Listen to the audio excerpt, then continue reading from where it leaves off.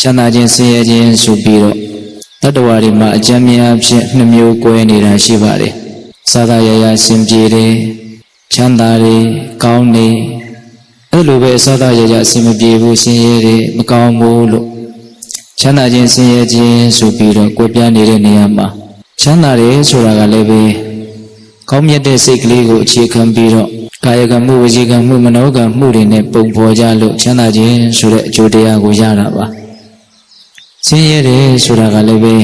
မကောင်းတဲ့စိတ်တွေကိုအခြေခံပြီးတော့ကာယကံမှုမနောကံမှုဝစီကံမှုမနောကံမှုတွေနဲ့ပုံဖော်ကြလို့ဆင်းရဲတယ်ဆိုတဲ့အကျိုးရလဒ်ကိုရတာပါဒီနေရာမှာဦးဇင်းတို့ချမ်းသာတယ်ဆင်းရဲတယ်ဆိုတာကပစ္စည်းဥစ္စာပိုင်ဆိုင်မှုအနေအများတစ်ခုတည်းကိုရည်ရွယ်ပြီးတော့ပြောတာမဟုတ်ပါဘူးဒီတော့ပေသက်ပေါင်းသူတော်ကောင်းတို့ချမ်းသာခြင်းရဲ့အကြောင်းတရားဟာကောင်းမြတ်တဲ့စိတ်အခြေခံကြတယ်ဆင်းရဲခြင်းရဲ့အကြောင်းတရားဟာမကောင်းတဲ့စိတ်အခြေခံကြတယ်ဆိုတာလေးကိုဦးဇင်းတို့အဓိကထားပြီးတော့ပြောလိုတဲ့အတွက်ကြောင့်ဒီကထာလေးနှစ်ပုဒ်ကိုအခြေခံပြီးတော့စိတ်တန်လင်ပဒါနာလို့တရားကောင်းခြင်းပေးပြီးတော့ဟောပါမယ်နော်ဒီတရားဒေသနာတော်ကိုမဟောကြားသေးခင်မနာကြသေးခင်မှာတရားတော်အလုံးကိုဟောကြားတော်မူခဲ့တဲ့ဘုရားရှင်ကိုယ်တော်မြတ်ရဲ့အင်မတန်အေးချမ်းကြည်လင်တော်မူတဲ့မဟာကရုဏာကိုသိစရာတရားလုံးစုံကိုသိတော်မူမြင်တော်မူတဲ့တပ္ပိညုတဉာဏ်ဒီဟုသောပညာကိုဒုမဟာကရုဏာကိုပညာကိုနှစ်ပါးစုံတို့ဖြင့်ပြည့်စုံတော်မူတဲ့ဘုရားရှင်ကိုယ်တော်မြတ်ကိုယူသိမြတ်လို့ရှိခိုးပူတော်ကြအောင်စို့အလုံးလက်အုပ်ချီမှုပြီးတော့အာယုံပြုကြရအောင်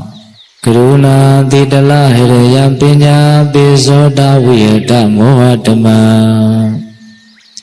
သာနရမရလောကကရောဝနေတုကတံဂတိဝိမုဒ္ဒံ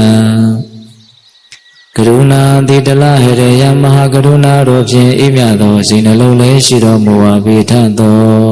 ပညာပိဇောတဝိယတမောဟဓမ္မ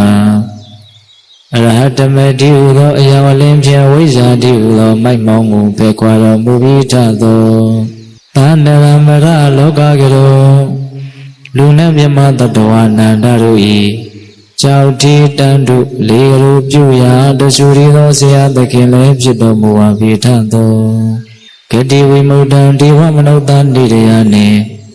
ပေတတရိစ္ဆာလာယရှိငါတန်သောဂတိတို့မှလိထိုသဖြင့်ကင်းလွတ်တော်မူပြီးထသောသူကတံတတ္တဝါတို့ဟာအကျိုးများကြောင့်ဟုတ်မှန်သောစကားကောင်းကိုလာမြတ်ဆိုတော်မူပါပြီးထသောဗုဒ္ဓံသစ္စာလေးရတရားမြတ်ကိုလက်ပေါ်တင်တာဗရမကဲ့သို့ပြတ်သားခြင်းနဲ့သိမြင်ပေတတ်ဘုရားရှင်ကိုယ်တော်မြတ်ကြီးကိုမေယံတရားဟောပုဂ္ဂိုလ်တရားနာပုဂ္ဂိုလ်ခေါ်ဆိုပညတ်ပရမတ်မမူယုံနာနှဖျားဖြစ်ကြပါသောဘုရားတပည့်တော်တို့သည်ဝိနေဝနာမှာကာယဝစီမနောခြေသုံးလီဓာရပနာမဖြင့်ဒုက္ခယောကျိုးလက်စုံမောဟရှိခိုးဥညွတ်ပါ၏မြတ်စွာဘုရားစိတ်တာလင်ပဒါနာတဲ့စတင်ပြီးတော့နာယူကြည်ညိုကြရအောင်မနောပုဗ္ဗင်္ဂမဓမ္မမနောသစ္စာမနောမယမနတာစေပဒုဋ္ဌိနာပါတတိဝါကရောတိဝါတတောနံဒုက္ခမနွေတိစကံဝဝဟာတောပဒံဓမ္မာနာမခန္ဓာတရားသုံးပါးတို့တွင်မနောပုဗ္ဗင်္ဂမစိတ်သားလည်းရှည်သွားကောင်းဆောင်ရှိကြကုန်၏မနောမယစိတ်ဖြင့်သာလင်ပြီးရကုန်၏မနောတေထာစိတ်သာလင်အကြည်မှုရှိကြကုန်၏ပဒုဋ္ဌိနာပြမလိုသောစိတ်ဒေနာစိတ်ဖြင့်မနတ္တာစိတ်ဖြင့်ဇေဘတတိဝအကဲ၍ပြောမူလေပြောညာအံဇေကရောတိဝအကဲ၍ပြုမူလေပြုညာအံတတောထိုကဲ့သို့ပြမလိုတဲ့စိတ်ဖြင့်ပြောကြပြုကြတဲ့အတွက်ကြောင့်နံထိုကဲ့သို့ပြမလိုတဲ့စိတ်ဖြင့်ပြောကြပြုကြတဲ့ပုဂ္ဂိုလ်တို့၏နောက်သို့ဒုက္ခဆင်းရဲဒုက္ခသည်အနွေတိအစဉ်လိုက်၏ကိမိဝဘေပုံကဲ့သို့ဤဟုမူကားဝဟာတောပရံဝင်ဆောင်တော်လာဤခြေရနောက်သို့စက္ကန့်လှဲပြီးသည့်အနွေတိဤဝအစဉ်လိုက်တကဲ့သို့သည်ဘုရင်တို့ဝေဒနာသင်္ညာသင်္ခါရဆိုပြီးတော့ဝေဒနာသင်္ညာသင်္ခါရဝိညာဉ်ဆိုပြီးတော့နာမခန္ဓာတရား၄ပါးရှိတယ်နံတရားအစုပေါ့အဲ့ဒီနံတရားတွေထဲမှာမနောပုဗ္ဗင်္ဂမစိတ်ဆိုတဲ့တရားဟာရှေ့သွားကောင်းဆောင်မေးတဲ့ နန္တရားတွေထဲမှာစိတ်ဟာရှည်သွားကောင်းဆောင်မေးတဲ့မနောတိတာစိတ်ဟာအကြည်အမှုပဲတဲ့မနောမေယစိတ်ဖြင့်ပြီးစီးကြတယ်စိတ်ဟာအဓိကကြတယ်ပေါ့အဲ့ဒါလို့စိတ်ဟာအဓိကကြတဲ့အတွက်ကြောင့်ဗဒုဋ္ဌေနပြင်းမားလို့တဲ့စိတ်မကောင်းတဲ့စိတ်ဖြင့်စေဘာတတိဝါစေကရောတိဝါအကယ်၍ပြောမူလိပြောမယ်ပြုမူလိပြုမယ်မကောင်းတဲ့စိတ်တဲ့ကြီးနဲ့ပြောကြမယ်ပြုကြမယ်ဆိုလို့ရှိရင်တဲ့အဲ့ဒီမကောင်းတဲ့စိတ်နဲ့ပြောကြတဲ့ပြုကြတဲ့ပုဂ္ဂိုလ်ရဲ့နောက်ကိုဆင်းရဲဒုက္ခဟာအမြဲတမ်းလိုက်နေမယ်။ဘာနဲ့ဥပမာတူတယ်လဲဆိုလို့ရှိရင်ဝင်ဆောင်နွားလောင်းခြေရာရဲ့နောက်ကိုလှဲပေးရာဟာအစဉ်လိုက်နေတယ်လို့ပဲတဲ့မြတ်စွာဘုရားကဒါကြောင့်ပိဋကပေါင်းသူတော်ကောင်းတို့ဒီဒေသနာတော်ဒီကာထာလေးကိုကောက်ချက်ဆွဲမယ်ဆိုလို့ရှိရင်လောကကြီးမှာစိတ်ဟာအလွန်မှဗราဏကြတယ်စိတ်ဟာအလွန်မှအရေးကြီးတယ်ဆိုတာကိုသိမြင်နားလည်မှုရှိပြီးတော့ဆင်းရဲဒုက္ခရောက်ကြတယ်ဆိုတာမကောင်းတဲ့စိတ်တွေကိုအခြေခံပြီးတော့ပြုကြပြောကြတွေးကြလို့သာလေဆင်းရဲဒုက္ခဖြစ်ကြရတယ်ဆိုတာကိုရှင်းရှင်းလင်းလင်းမသိရဘူးလားဗျာသိရတယ်ဒါကြောင့်ပိဋကပေါင်းသူတော်ကောင်းတို့ဆင်းရဲဒုက္ခတစ်စုံတစ်ခုကြုံလာပြီဆိုလို့ရှိရင်ဒါကိုယ့်ရဲ့ကာယကံမှုဝစီကံမှုမနောကံမှုတွေချွတ်ချော်ခြင်းရဲ့အကျိုးဆက်ပဲဆိုတာကိုနားလည်ပြီးတော့အဲ့ဒီကာယကံမှုဝစီကံမှုမနောကံမှုတွေဟာဘာကြောင့်ချွတ်ချော်တာလဲဘာကြောင့်ယုံညံ့တဲ့ကာယကံမှုမနောကံမှုကာယကံမှုဝစီကံမှုမနောကံမှုတွေဖြစ်သွားတာလေလို့ထပ်ပြီးတော့စစ်ကြည့်လိုက်တော့လည်းပဲဒီမကောင်းတဲ့စိတ်မှာသွားပြီးတော့အရင်ကတွေ့ရတယ်စိတ်ထားကမကောင်းဘူးဆိုလို့ရှိရင်ဒီနေရာဖြင့်မကောင်းတဲ့စိတ်ကလေးဖြစ်နေတဲ့အခိုက်ဆိုလို့ရှိရင်အဲ့ဒီအချိန်မှာပြောလိုက်မယ်ဆိုရင်မကောင်းတဲ့အပြောဖြစ်တော့မယ်မကောင်းတဲ့စိတ်ကလေးဖြစ်နေတဲ့အခိုက်မှာတစ်စုံတစ်ခုပြုတ်မယ်ဆိုရင်လည်းပဲမကောင်းတဲ့ကာယကမကောင်းတဲ့အပြုတ်မှုဖြစ်တော့မယ်မကောင်းတဲ့စိတ်ကလေးဖြစ်နေတဲ့အချိန်မှာတစ်စုံတစ်ခုတွေးမယ်ဆိုရင်လည်းပဲမကောင်းတဲ့အတွေးတွေသာလင်းဖြစ်တော့မယ်ဟုတ်လားဒါကြောင့်စိတ်ကလေးမကောင်းနေတဲ့အချိန်မှာလှုပ်တာလည်းမကောင်းနိုင်ဘူးပြောတာလည်းမကောင်းနိုင်ဘူးတွေးတာလည်းမကောင်းနိုင်ဘူးပေါ့အဲ့ဒါလိုကာယကံဝစီကံမနောကံကံသုံးပါးမကောင်းဘူးယုံညံ့သွားပြီဆိုလို့ရှိရင်အကျိုးပေးဟာကောင်းနိုင်မှာမလားမကောင်းနိုင်ဘူးဒါကြောင့်မြတ်စွာဘုရားကရိုးရိုးရှင်းရှင်းအလုံးမအစွမ်းတတ္တိကြီးလာတဲ့ဒီနံတရားတွေထဲမှာစိတ်ဆိုတဲ့တရားဟာတကယ့်ခေါင်းဆောင်ပဲတကယ့်အဓိကကျတဲ့တကယ့်အကြီးအမှုပဲလို့အဲ့လိုအစချီပြီးတော့အဲ့လိုခေါင်းဆောင်ဖြစ်တဲ့အကြီးအမှုဖြစ်တဲ့ဒီစိတ်ကလေးကောင်းဖို့အရေးကြီးတဲ့အကြောင်းကိုမကောင်းတဲ့စိတ်နဲ့သာလည်းပြုကြပြောကြမယ်ဆိုလို့ရှိရင်ဆင်းရဲဒုက္ခတွေကတော့ဖြစ်နေမှာပဲတဲ့ဝင်ဆောင်နွားလန်းခြေရာရဲ့နောက်ကိုလှဲပေးရာဟာအစဉ်လိုက်နေတယ်လို့မျိုးလို့ဥပမာလေးထပ်ပြီးတော့မပေးဘူးလားဗျာပေးတယ်ဦးဇင်းတို့ကငယ်ငယ်တုန်းကတောမှနေခဲ့တာဆိုတော့လှဲလန်းချောင်းတွေကိုကြည့်လိုက်လို့ရှိရင်နွားခြေရာလေးတွေဟာကောင်းကောင်းမွန်မွန်ရှိနေတယ်လို့တခုမှမရှိဘူးဘာလို့ဆိုသူ့ရဲ့အပေါ်မှာလှဲပေးရာကအမြဲတမ်းကြိတ်ချေထားတာကိုတွေ့နေရတာပဲလေဟုတ်လားနွားခြေရာလေးတွေဟာပုံပြပန်းပြဖြစ်နေတာပဲအဲ့လိုပဲဦးဇင်းတို့လူလောကကြီးမှာဒုက္ခတရားတွေနဲ့ပုံပြပန်းပြဖြစ်နေကြတဲ့ဒုက္ခတရားတွေရဲ့ကြိတ်ချေတာကိုခံနေရတဲ့တတ္တဝါတွေကိုကြည့်လိုက်မယ်ဆိုလို့ရှိရင်ဒါတူကိုပါပဲဒီမကောင်းတဲ့စိတ်တွေကိုအခြေခံပြီးတော့ပြုခဲ့တဲ့ပြောခဲ့တဲ့ကံတရားတွေရှိနေတယ်ဆိုတာမသိတာဘူးလားသိတာတယ်ဒါကြောင့်ပိဋကပေါင်းသူတော်ကောင်းတို့ဒါဦးဇင်းတို့ဓမ္မပဒပါဠိတော်မှာယမကဝတ်ဆိုပြီးတော့ရှိပါတယ်ယမကဆိုတာအစုံလို့အဓိပ္ပာယ်ရတယ်အဲ့ဒါသူကစန့်ကျင်ဘက်အစုံကလေးတွေကိုတွဲပြီးတော့မှတ်တမ်းတင်ထားတဲ့ဂါထာအစုအဝေးလေးပေါ့ဝက္ခဆိုတာအစုအဝေးပေါ့နော်ယမကဝက္ခယမကဝက်ယမကဆိုတာကအစုံဝက္ခဆိုတာအစုအဝေးစန့်ကျင်ဘက်အစုံတရားကလေးတွေကိုစုစည်းပြီးတော့မှတ်တမ်းတင်ထားတဲ့ဒေသနာတွေအဲ့ဒါကိုဦးဇင်းတို့ယမကဝက်လို့ဆိုတယ်အဲ့ဒီမှာဒါပထမဦးဆုံးဂါထာပဲဒုတိယဦးဇင်းတို့ဆက်ပြောမဲ့ဂါထာကဒီဂါထာရဲ့ဆန့်ကျင်ဘက်အ내ဒိဋ္ဌိကိုသူပြောလိုက်မယ်နော်အခုတော့လောလောဆယ်ဒီပထမဂါထာကိုမှတ်သားကြရတယ်နံတရားတွေထဲမှာစိတ်ဟာခေါင်းဆောင်ပဲစိတ်ဟာအကြီးမှုပဲစိတ်ဖြင့်ပြီးကြတာပဲဒါကြောင့်မကောင်းတဲ့စိတ်ကိုသာအခြေခံပြီးတော့ပြုကြပြောကြမယ်ဆိုရင်အဲ့ဒီပုဂ္ဂိုလ်ရဲ့နောက်ကိုဆင်းရဲဒုက္ခတွေဟာလိုက်နေမှာပဲဝင်ဆောင်နွားလားခြေရာရဲ့နောက်ကိုလှည့်ပင်းရာဟာအစဉ်လိုက်နေတယ်လို့မျိုးလို့ဥပမာလေးပေးပြီးတော့မြတ်စွာဘုရားဟောတာအဲ့တော့ဒီဂါထာလေးကိုဟောရခြင်းရဲ့အကြောင်းအရာများသောအားဖြင့်ဗုဒ္ဓဘာသာဝင်သူတော်စင်တွေအကျဉ်းများအဖြစ်တော့သိကြပြီးသားပါ အဲ့ဒါလေးကိုဦးဇင်းတို့အနေငယ်ပြောရမယ်ဆိုလို့ရှိရင်မြတ်စွာဘုရားလက်ထက်ကတာဝိထိမြို့မှာမဟာပါဠသုလပါဠဆိုပြီးတော့ညီကို2ယောက်ရှိတယ်အဲ့တော့ဒီနေ့တော့မဟာပါဠတကြွယ်ကမြတ်စွာဘုရားဓမ္မတရားတော်တွေကိုနာရတယ်အဲ့လိုတရားနာရတဲ့အခါမှာမြတ်စွာဘုရားရဲ့ထံကတရားစကားကြောင့်ဖြစ်ပေါ်လာတဲ့အသိဉာဏ်ဟာဘာကိုသူ့ကိုဆုံးဖြတ်ချက်ကျသွားစေတယ်လဲဆိုတော့ဒီမြင့်မြတ်စင်ကြယ်တဲ့အကျင့်မြတ်ဟာလူဝတ်ကြောင့်နဲ့ကျင့်မယ်ဆိုရင်တော့ယာနှုံးကြီးဖြူစင်ဖို့တိတ်ပြီးတော့မလွယ်ဘူးတဲ့ဒါငါကြောင့်ငါမြတ်စွာဘုရားရဲ့ထံမှာရှင်ယဟန်ပြုတ်ပြီးတော့မြတ်သောအကျင့်ကိုကျင့်သုံးရရင်တော့ကောင်းမှာပဲဆိုပြီးတော့ညီဖြစ်တဲ့သုလပါဠကိုခွန်တောင်းတယ်ငါညီအကိုကြီးကတော့ယဟန်ပြုတော့မေးအဲ့ဒီလိုပြောတဲ့အခါကျတော့ညီကကိုကြီးငယ်ပါသေးတယ်တဲ့ကြီးမှယဟန်ပြုတာပေါ့အိုမှယဟန်ပြုတာပေါ့အဲ့ဒါလိုတားတဲ့အခါကျတော့မဟာပါဠကအိုမှယဟန်ပြုလို့အကျင့်မြတ်ကိုဘယ်လိုလုပ်ပြီးတော့ကျင့်သုံးနိုင်မလဲဒါကြောင့်ငယ်ရွယ်နေတော့ရှိတဲ့ခွန်အားရုပ်ခင်အားတွေရှိတော့မြတ်သောအကျင့်ကိုကျင့်သုံးဖို့လိုအပ်တယ်ဆိုပြီးတော့ညီတားမြင့်နေတဲ့ဈာတဲ့ကပဲမဟာပါဠတကြွယ်ဟာယဟန်ပြုအဲ့ဒီလိုယဟန်ပြုရင်းနဲ့သူ့မှာမိတ်ဆွေယဟန်နေ6ကြိတ်လောက်စုစည်းမိတယ်ပေါ့အဲ့ဒီမှာသူကတကယ့်ကိုတရားသူတရားမြတ်ကိုရလိုတဲ့ဆန္ဒကပြင်းထန်တာဆိုတော့ဒီဝါတွင်3လမှာငါမအိပ်ဖဲနဲ့သွားခြင်းထိုင်ခြင်းရက်ခြင်းလျောင်းခြင်းဆိုတဲ့ဣရိယာပု4ပါးရှိတဲ့အနက်ကလျောင်းခြင်းဆိုတဲ့ဣရိယာပုကိုငါပယ်မယ်ငါတုံလုံးမလှဲဘူးအဲ့ဒါလိုအဓိဋ္ဌံပြီးတော့အကျင့်မြတ်ကိုပြင်းပြင်းထန်ထန်ကျင့်သုံးတယ်အဲ့ဒီလိုကျင့်သုံးနေတော့မှပဲရှေးတုန်းကပြုခဲ့တဲ့အမှားတစ်ခုရဲ့ဓာန်က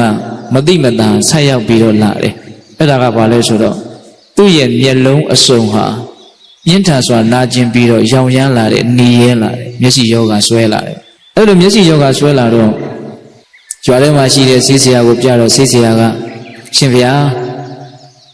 ရှင်ဗျာဓမ္မဆွဲကပ်နေတဲ့ဒီယောဂကိုပျောက်ကင်းဖို့အတွက်ဘာမှတပည့်တော်အတွက်အခက်အခဲမရှိပါဘူးဒါပေမဲ့တပည့်တော်ပြောတဲ့အတိုင်းလေးတော့အရှင်ဘုရားပြုပါဟောဒီမြဒီဆေးရည်ကိုအရှင်ဘုရားခတ်ပါသို့တော့ဒီဆေးရည်ကမျက်စိတွေကိုခတ်ရမှာမဟုတ်ဘူးနှာခေါင်းထဲကိုထည့်ပြီးတော့ဥစားရမယ်ဆေးရည်ဆိုပြီးတော့ပေးလိုက်အဲ့ဒါကျောင်းတော်ရောက်တဲ့အခါကျတော့မျက်စိပြောက်ဆေးရည်ကိုနှာခေါင်းထဲကိုထည့်အဲ့ဒါသူကအိတ်ချင်းဣရိယာပုကိုပေးရှားထားတာဆိုတော့ဒီထိုင်လျက်ကြီးနဲ့ဆိုတော့ဘလို့မှဆေးကထည့်လို့မရဒါပေမဲ့သူကအဲ့ဒါကို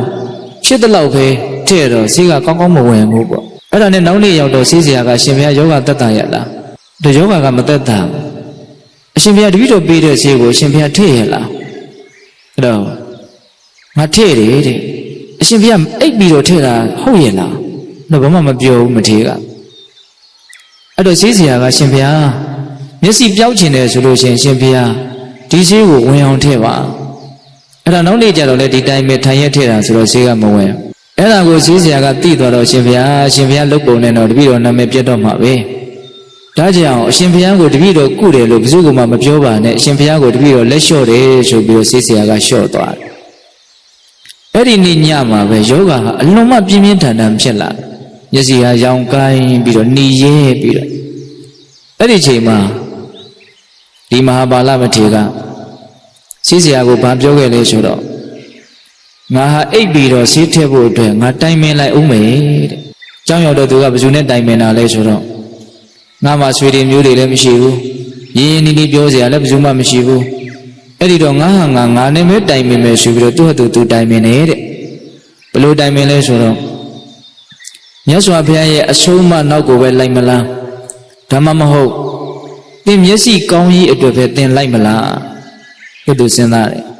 စဉ်းစားတော့မျက်စိဆိုတာကအခုကွဲခြင်းပြက်ခြင်းမရှိသေးကမို့နောက်တစ်ချိန်မှာကွဲမှာပြက်မှာကတော့တေချာနေတာပဲအဲ့ဒီတော့ကွဲတဲ့ပြက်တဲ့မျက်စိနောက်ကိုငါမလိုက်တော့ဘူးအင်မတန်ရှာခဲ့တဲ့အဆုံးမနောက်ကိုပဲငါလိုက်တော့မယ်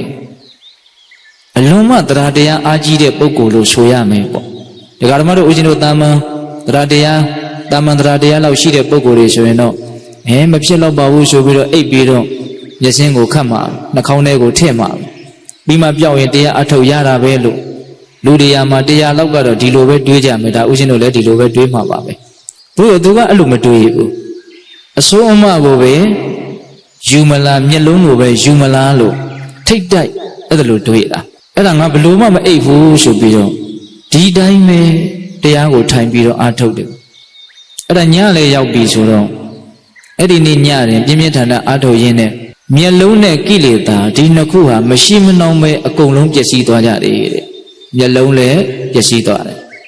လောဘဒေါသမောဟအစရှိတဲ့ကိလေသာတရားတွေလည်းအကုန်လုံးပျက်စီးသွားတယ်ဒီနေရာမှာတခုစဉ်းစားရရှိတာကမျက်လုံးဆိုတာကတော့အခုမပြတ်လည်းပဲသေပြီးဆိုရင်တော့ဒါပြည့်ရမှာပဲလေဟုတ်လားသို့တော်လည်းပဲတရားဓမ္မတို့ဦးဇင်းတို့တာမန်ယုံကြည်မှုတာမန်ဉာဏ်ပညာနဲ့ဆိုရင်တော့သေမပြည့်မဲ့မျက်လုံးမသေးခင်တော့အပြစ်မခံနိုင်ဘူးလို့ဒီလိုတွေးမှာတနည်းတွေးကြည့်ရင်လည်းပဲဒါဟာတစွတ်ထိုးနိုင်တယ်တယူတန်ဆန်တယ်ဒီလိုလေးတွေးကောင်းတွေးမယ်ပေါ့သူဟာတကယ်လို့သာအိပ်ပြီးတော့မျက်စင်းကိုခတ်မယ်ဆိုလို့ရှိရင်ဆေးကိုခတ်မယ်ဆိုရင်မျက်လုံးကွယ်မှာမဟုတ်ဘူးလို့ဒီလိုလဲစဉ်းစားမိကောင်းစဉ်းစားမိမယ်ပေါ့သို့တော့အဲ့လိုတော့မဟုတ်သူဟာအိပ်ပြီးတော့မျက်စင်းကိုခတ်မယ်ဆိုရင်လည်းသူ့မျက်စိကတော့ကွယ်မှာပဲတဲ့ဘာဖြစ်လို့လဲဆိုတော့အကြောင်းတရားတွေရှိတယ်တချို့သောအကြောင်းတရားတွေကတာမန်ဆေးဝါးလောက်နဲ့ကာကွယ်လို့မရသူ့မှာအကြောင်းတရားရှိဒါတွေကတော့ဒကာဓမ္မတို့ဦးဇင်းတို့တာမန်ဉာဏ်နဲ့မသိနိုင်ဘူးမမြင်နိုင်ဘူးပေါ့လူလောကကြီးမှာလူရဲ့လို့တတ္တဝါရဲ့လို့ယက်တည်နေတယ်ဖြစ်နေတယ်ဆိုတာကံရဲ့စိတ်ရဲ့ဥဒုရဲ့အာဟာရရဲ့အကြောင်းတရား၄ပါးကထောက်ပံ့လို့ဒီအကြောင်းတရား၄ပါးနဲ့ပြည့်စုံလို့သာလေလူဆိုပြီးတော့ဘာဖြစ်နေရတော့ယက်တည်နေနိုင်တာပေါ့အဲ့ဒီမှာကံအကြောင်းတရားကိုဒါပြီးတော့ဦးဇင်းတို့ပြောမှာပါအဲ့ဒီနေ့ညမှာပဲမျက်လုံးနဲ့ကိလေသာဟာနှစ်ခုစလုံးမရှိမနှောင်းဘာဖြစ်သွားကြတယ်ပျက်စီးသွားကြတယ်ကုန်သွားကြတယ်အဲ့ဒါမနဲ့လင်းတော့မျက်စိမမြင်တော့ဒါပေမဲ့အရှင်မြတ်ရဲ့မျက်နှာတော်ကတော့ပွင့်ငါသာကြာပရုံမာလို့လန်းဆန်းပြီးတော့နော်ရုပ်ခန္ဓာကြီးကအလွန်မင်းပျက်စီးမှုတံကိုခံနေရပြီမလို့စိတ်ဓာတ်ကသူ့ကိုနှိမ့်ဆက်မဲ့ကိလေသာတရားတွေမရှိတော့တဲ့အတွက်ကြောင့်အလွန်တရာမှကြည်လင်လန်းဆန်းပြီးတော့ချမ်းသာပြီးတော့နေတယ်ပေါ့အဲ့ဒါနဲ့နောက်တော့ညီဖြစ်တဲ့သုလပါဠတကြွယ်ကသူ့ရဲ့သားကိုလှုပ်ပြီးတော့ပင့်လို့အဲ့ဒီမဟာပါဠမထေရမြတ်စွာဘုရားရှိရာဇေတဝန်ကျောင်းတော်ကိုရောက်လာတာဝတိမြို့မှာသူ့ရဲ့ဇာတိဆိုတော့ပြုစုဖို့ဆိုတဲ့ရည်ရွယ်ချက်လဲပါမှာပေါ့ညီကအဲ့ဒါနဲ့ဒီမဟာပါဠမထေရဟာသူ့ရဲ့မျက်စိကွယ်တာကိုပဲအကြောင်းပြုပြီးတော့ဒီမျက်စိကိုပဲသူတော်တော်စောင့်ရှောက်ခဲ့ရတော့သူ့ရဲ့နာမည်ကိုစက္ခုပါဠလို့သာသနာမှာမှတ်တမ်းတင်တယ်ဘေကလည်းစက္ခုပါဠမထေရလို့ဒီလိုသိကြဒီလိုနဲ့ဒီနေ့တော့ဒီတော်ကျောင်းတော်မှာမြတ်စွာဘုရားရဲ့ထံတော်ဘာမှာသတင်းသုံးနေရင်းနဲ့မနခင်လင်းတော်ဈဉ္ဉံကြွမျက်စိကမမြင်ဘူးဆိုတော့ပြီးခဲ့တဲ့ညကမိုးကလည်းရွာထားတာဆိုတော့ဘရွက်ကောင်လေးတွေ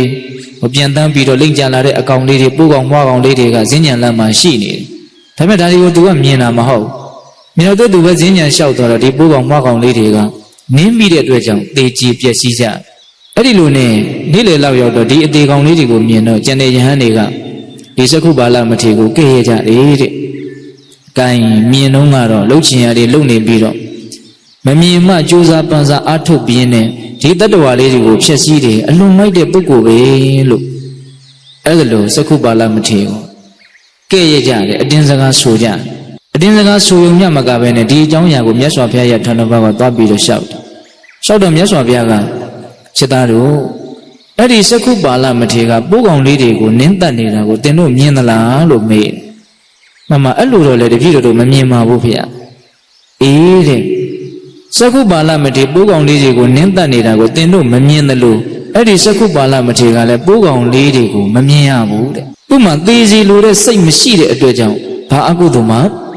မဖြစ်ဘူး။တကယ်စင်စစ်သူဟာကိလေသာအတောတရားကုန်ခန်းနေတဲ့ယဟန္တာမြတ်တစ်ပါးဖြစ်တယ်။အဲ့ဒါလို့မြတ်စွာဘုရားကအမိန့်ရှိတော့ယဟန်တော်တွေကအရှင်ဘုရားဒီလောက်ကြီးကျယ်တဲ့တရားအထူးတရားအမြတ်ကိုရမဲ့ပုဂ္ဂိုလ်ဟာဘယ်နဲ့ကြောင့်မျက်စိနဲ့ကွယ်ပြက်ပြီးတော့ပျက်စီးတဲ့အဆင့်ကိုရောက်ရတယ်လေအဲ့ဒီမှာမြတ်စွာဘုရားကဒါဟာအကြောင်းတရားရှိတယ်တဲ့ဒါဟာသူပြုခဲ့တဲ့အမှုအားလျော်စွာဖြစ်တာယခုပြစ္ဆုတ်ပံဖြစ်နေတာကိုကြည့်ရင်တော့ယဟန္တာရှင်မြတ်ကြီးတစ်ပါးအနေနဲ့မျက်စိကွယ်ရတာမသင့်တော်ဘူးလို့ထင်စရာရှိသို့တော့ပြုခဲ့တဲ့ကံတရားနဲ့ပြုခဲ့တဲ့အမှုကိုကြည့်မယ်ဆိုရင်တော့ဖြစ်တဲ့ဖြစ်ထိုက်တာကိုဖြစ်သွားတာပဲဆိုတာကိုလက်မခံလို့မရဘူးပေါ့အဲ့ဒါတခုသောဘဝတုန်းကအဲ့ဒီစက္ခုပါဠမထေရဖြစ်လာမဲ့ပုဂ္ဂိုလ်ကဆေးဆရာတယောက်ဖြစ်အဲ့ဒါသူနဲ့အတူတူနေတဲ့ရွာကဒကမတယောက်ကမျက်စိယောဂါဆွဲကပ်ဒါပေမဲ့ကုလျာပစ္ဆံကမရှိ မရှိတဲ့အခါကျတော့ဒီဆေးဆရာကတွေ့တော့တင်းရဲ့မျက်စိကိုငါကုပေးမယ်တင်းရဲ့မျက်စိကိုငါကုပေးမယ်ဆိုဆရာရဲ့အဲ့လိုဆိုရင်အကုပါရဲ့ကုပေးပါပျောက်ကင်းအောင်ကုပေးပါအေးတဲ့ငါကုလို့တင်းရဲ့မျက်စိယောဂပျောက်သွားပြီဆိုလို့ရှိရင်မင်းငါ့ကိုဘာပေးမလဲတဲ့ဟောဒီစကားလေးတော့နည်းနည်းသတိထားခဲ့ရမယ်နော်မင်းငါ့ကိုဘာပေးမလဲတဲ့အဲ့လိုပြောတော့ဟိုဒကမကလည်းပဲမျက်စိယောဂဆွဲကပ်ပြီးတော့အပြင်းထန်ဆင်းရဲနေတာဆိုတော့ပျောက်ချင်ဆုံးအားကြီးတာနဲ့စကားပြောတာကနည်းနည်းတော့လွန်သောဟန်တူပါရဲ့ဘာပြောလဲဆိုတော့အရှင်ကုလို့သာကျမရဲ့မျက်စိပျောက်မယ်ဆိုလို့ရှိရင်ကျမမှရှိတဲ့သားသမီးနဲ့ကျမကိုယ်တိုင်အရှင်ရဲ့အိမ်မှာကျွန်အဖြစ်နဲ့အကျွေးဆက်ပါမယ်ကျွန်အဖြစ်ကိုပြုတ်ပါကျွန်ဖြစ်နဲ့သိမ့်ပိုက်မှာမျက်စိသာမြင်ပါစီအဲ့လိုပြောတဲ့ခါကျတော့ဆေးဆရာကကောင်းပြီဆိုပြီးတော့အဲ့ဒီဒကမရဲ့မျက်စိယောဂကိုမျက်စင်းတစ်ချိန်နဲ့ပေးလိုက်တာနဲ့ပျောက်ကင်းစေတဲ့မျက်စင်းကိုပေးတယ်မျက်စင်းကလည်းတော်တော်ကောင်းတယ်ဆေးဆရာကအစွမ်းတတ္တိတော့အတော်ထက်ပုံရတယ်ဒါပေမဲ့ယခုနကသူမေးခဲ့တဲ့စကားလေးတစ်ခွန်းတော့မမေ့နဲ့နော်မင်းမျက်လုံးပြောင်းရင်မင်းငါ့ကိုဘာပေးမလဲဆိုတာလေနော်အဲ့ဒီလိုနဲ့သူကသားလေးငေးကြည့်ပြီးတော့ကြည်လင်တဲ့စိတ်ကတော့အလွန်မင်းဖြစ်နေတယ်ဒီလက်ဥပ်ကလေးကိုချီခြင်းနဲ့သူရှ िख ိုးခြင်းနဲ့ဒါပေမဲ့အဲ့ဒီအထိဒုက္ခနာကိုကအခွင့်အရေးမပေးတော့ဘူးအဲ့ဒါမြတ်စွာဘုရားကသိတယ်ဩငါဘုရားရဲ့ပုံမှာအလွန်တရာမှကြည်ညိုတဲ့စိတ်ကြည်လင်တဲ့စိတ်ကလေးသူ့မှာဖြစ်သွားတယ်ဒါဆိုရင်လုံလောက်ပြီလို့မြတ်စွာဘုရားကသိတယ်အဲ့ဒါနဲ့ဆက်ကြွသွားတာပဲအဲ့ဒါခဏနေတော့သုတိစိတ်ကြတော့သိတာပဲသိတဲ့အခါကျတော့အိပ်ပျော်တဲ့ယောက်ျားနိုးရလို့တဲ့တာဝရိနာနတ်တွေရဲ့အပေါင်းဖော်သွားဖြစ်တယ်နတ်သားတယောက်သွားဖြစ်တယ်အဲ့ဒါနဲ့သူကနတ်ပြည်ရောက်တော့ငါဘယ်ဘဝကလာတော့ဘယ်ဘဝကလာတာပဲသိတယ်ပေါ့သိတော့ငါအဖေတော်တော်နှမျိုးတဲ့လူခုဘာတွေများလုံနေတုံးလို့ကြည်တော့သူ့ရဲ့အလောင်းကိုမြုပ်နှံထားရတင်ညာကုန်းမှာလက်နှစ်ဖက်ကိုမြှောက်ပြီးတော့ငါချစ်တဲ့တူရီတော်သားလေးအခုဘယ်မြန်ရောက်နေလဲဘလို့မြန်တွေးရပါမလဲဆိုတော့အတင်းငိုနေတယ်တဲ့တကားကြီးကအဲ့ဒါနဲ့ကြည်စံဈေးကုလို့ရတော့ကတော့ဈေးမကုပါပဲနဲ့တေးသွားပြီဆိုတော့မှ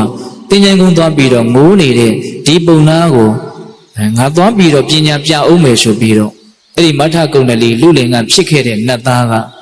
အရင်ဘဝကမထကုဏ္ဏလီနဲ့ပုံတရံလေးနည်းနည်းတူအောင်ဖန်ဆင်းပြီးတော့အဲ့ဒီနာမှာသူကလည်းအပြိုင်လက်နှစ်ဖက်ကိုမြှောက်ပြီးတော့ငိုတယ်တဲ့အဲ့လိုငိုတဲ့အခါကျတော့အရိဏပုပ္ပကပုံနာက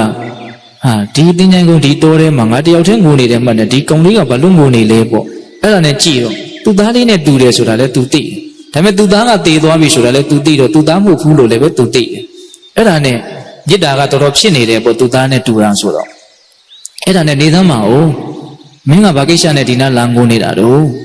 အဲ့လိုပြောတဲ့အခါကျတော့အဲ့ဒီနတ်သားကဖန်ဆင်းထားတဲ့လူငယ်ကဘာပြောလဲဆိုတော့ကျွန်တော်မှာတဲ့ရွှေယတနာဖြင့်ပြီးတဲ့ယထာကိုယ်တွေတခုရှိတယ်တဲ့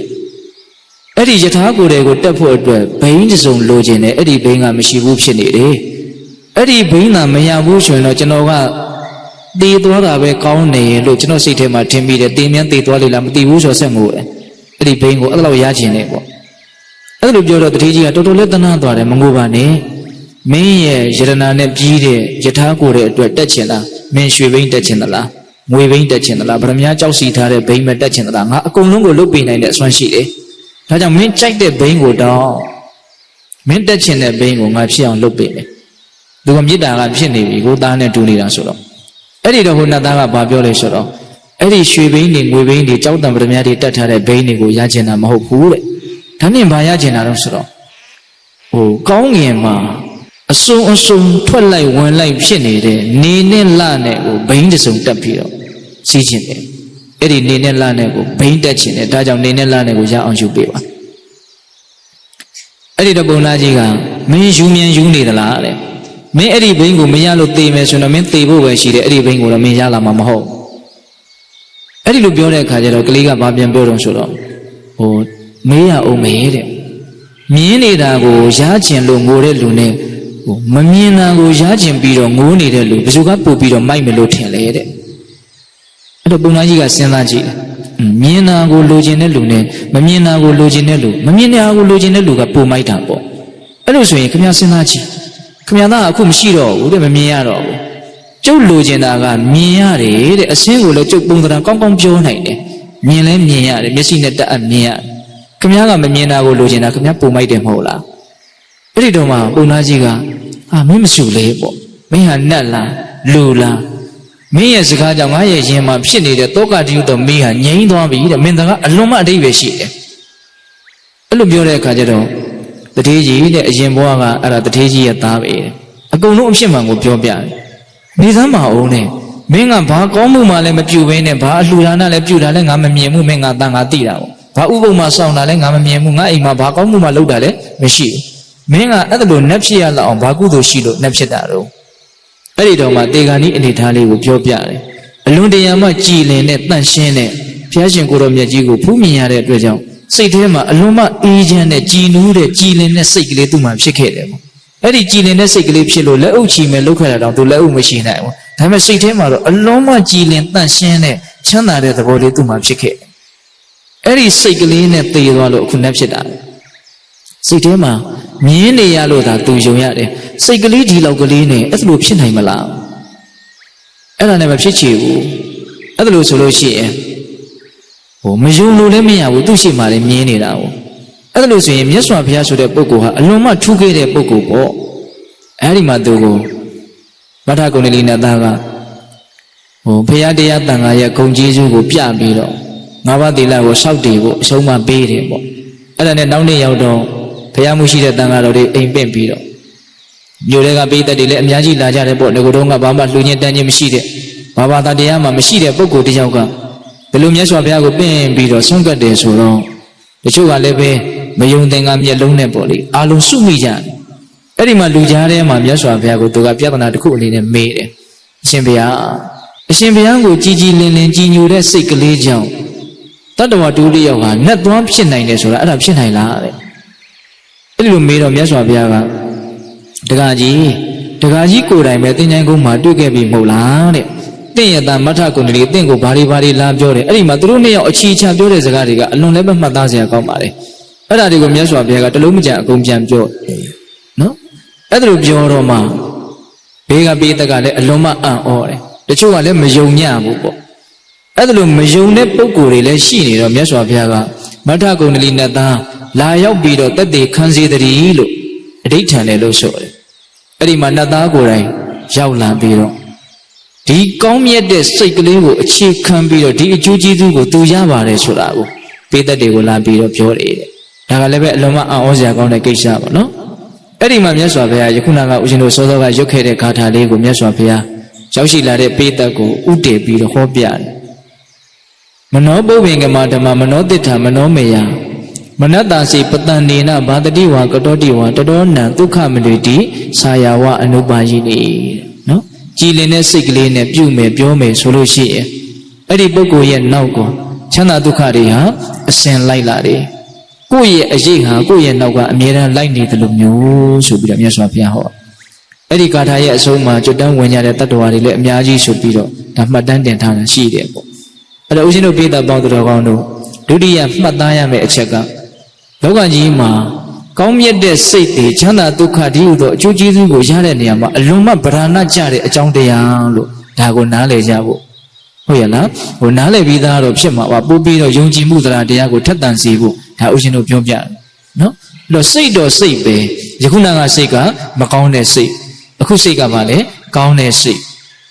မကောင်းတဲ့စိတ်ကကြီးထွားလာပြီဆိုရင်မကောင်းတဲ့အပြောတွေအပြုမှုတွေကိုဖြစ်စေမယ်ပေါ့ဒါဆိုရင်ဆင်းရဲဒုက္ခတွေကိုရလိမ့်မယ်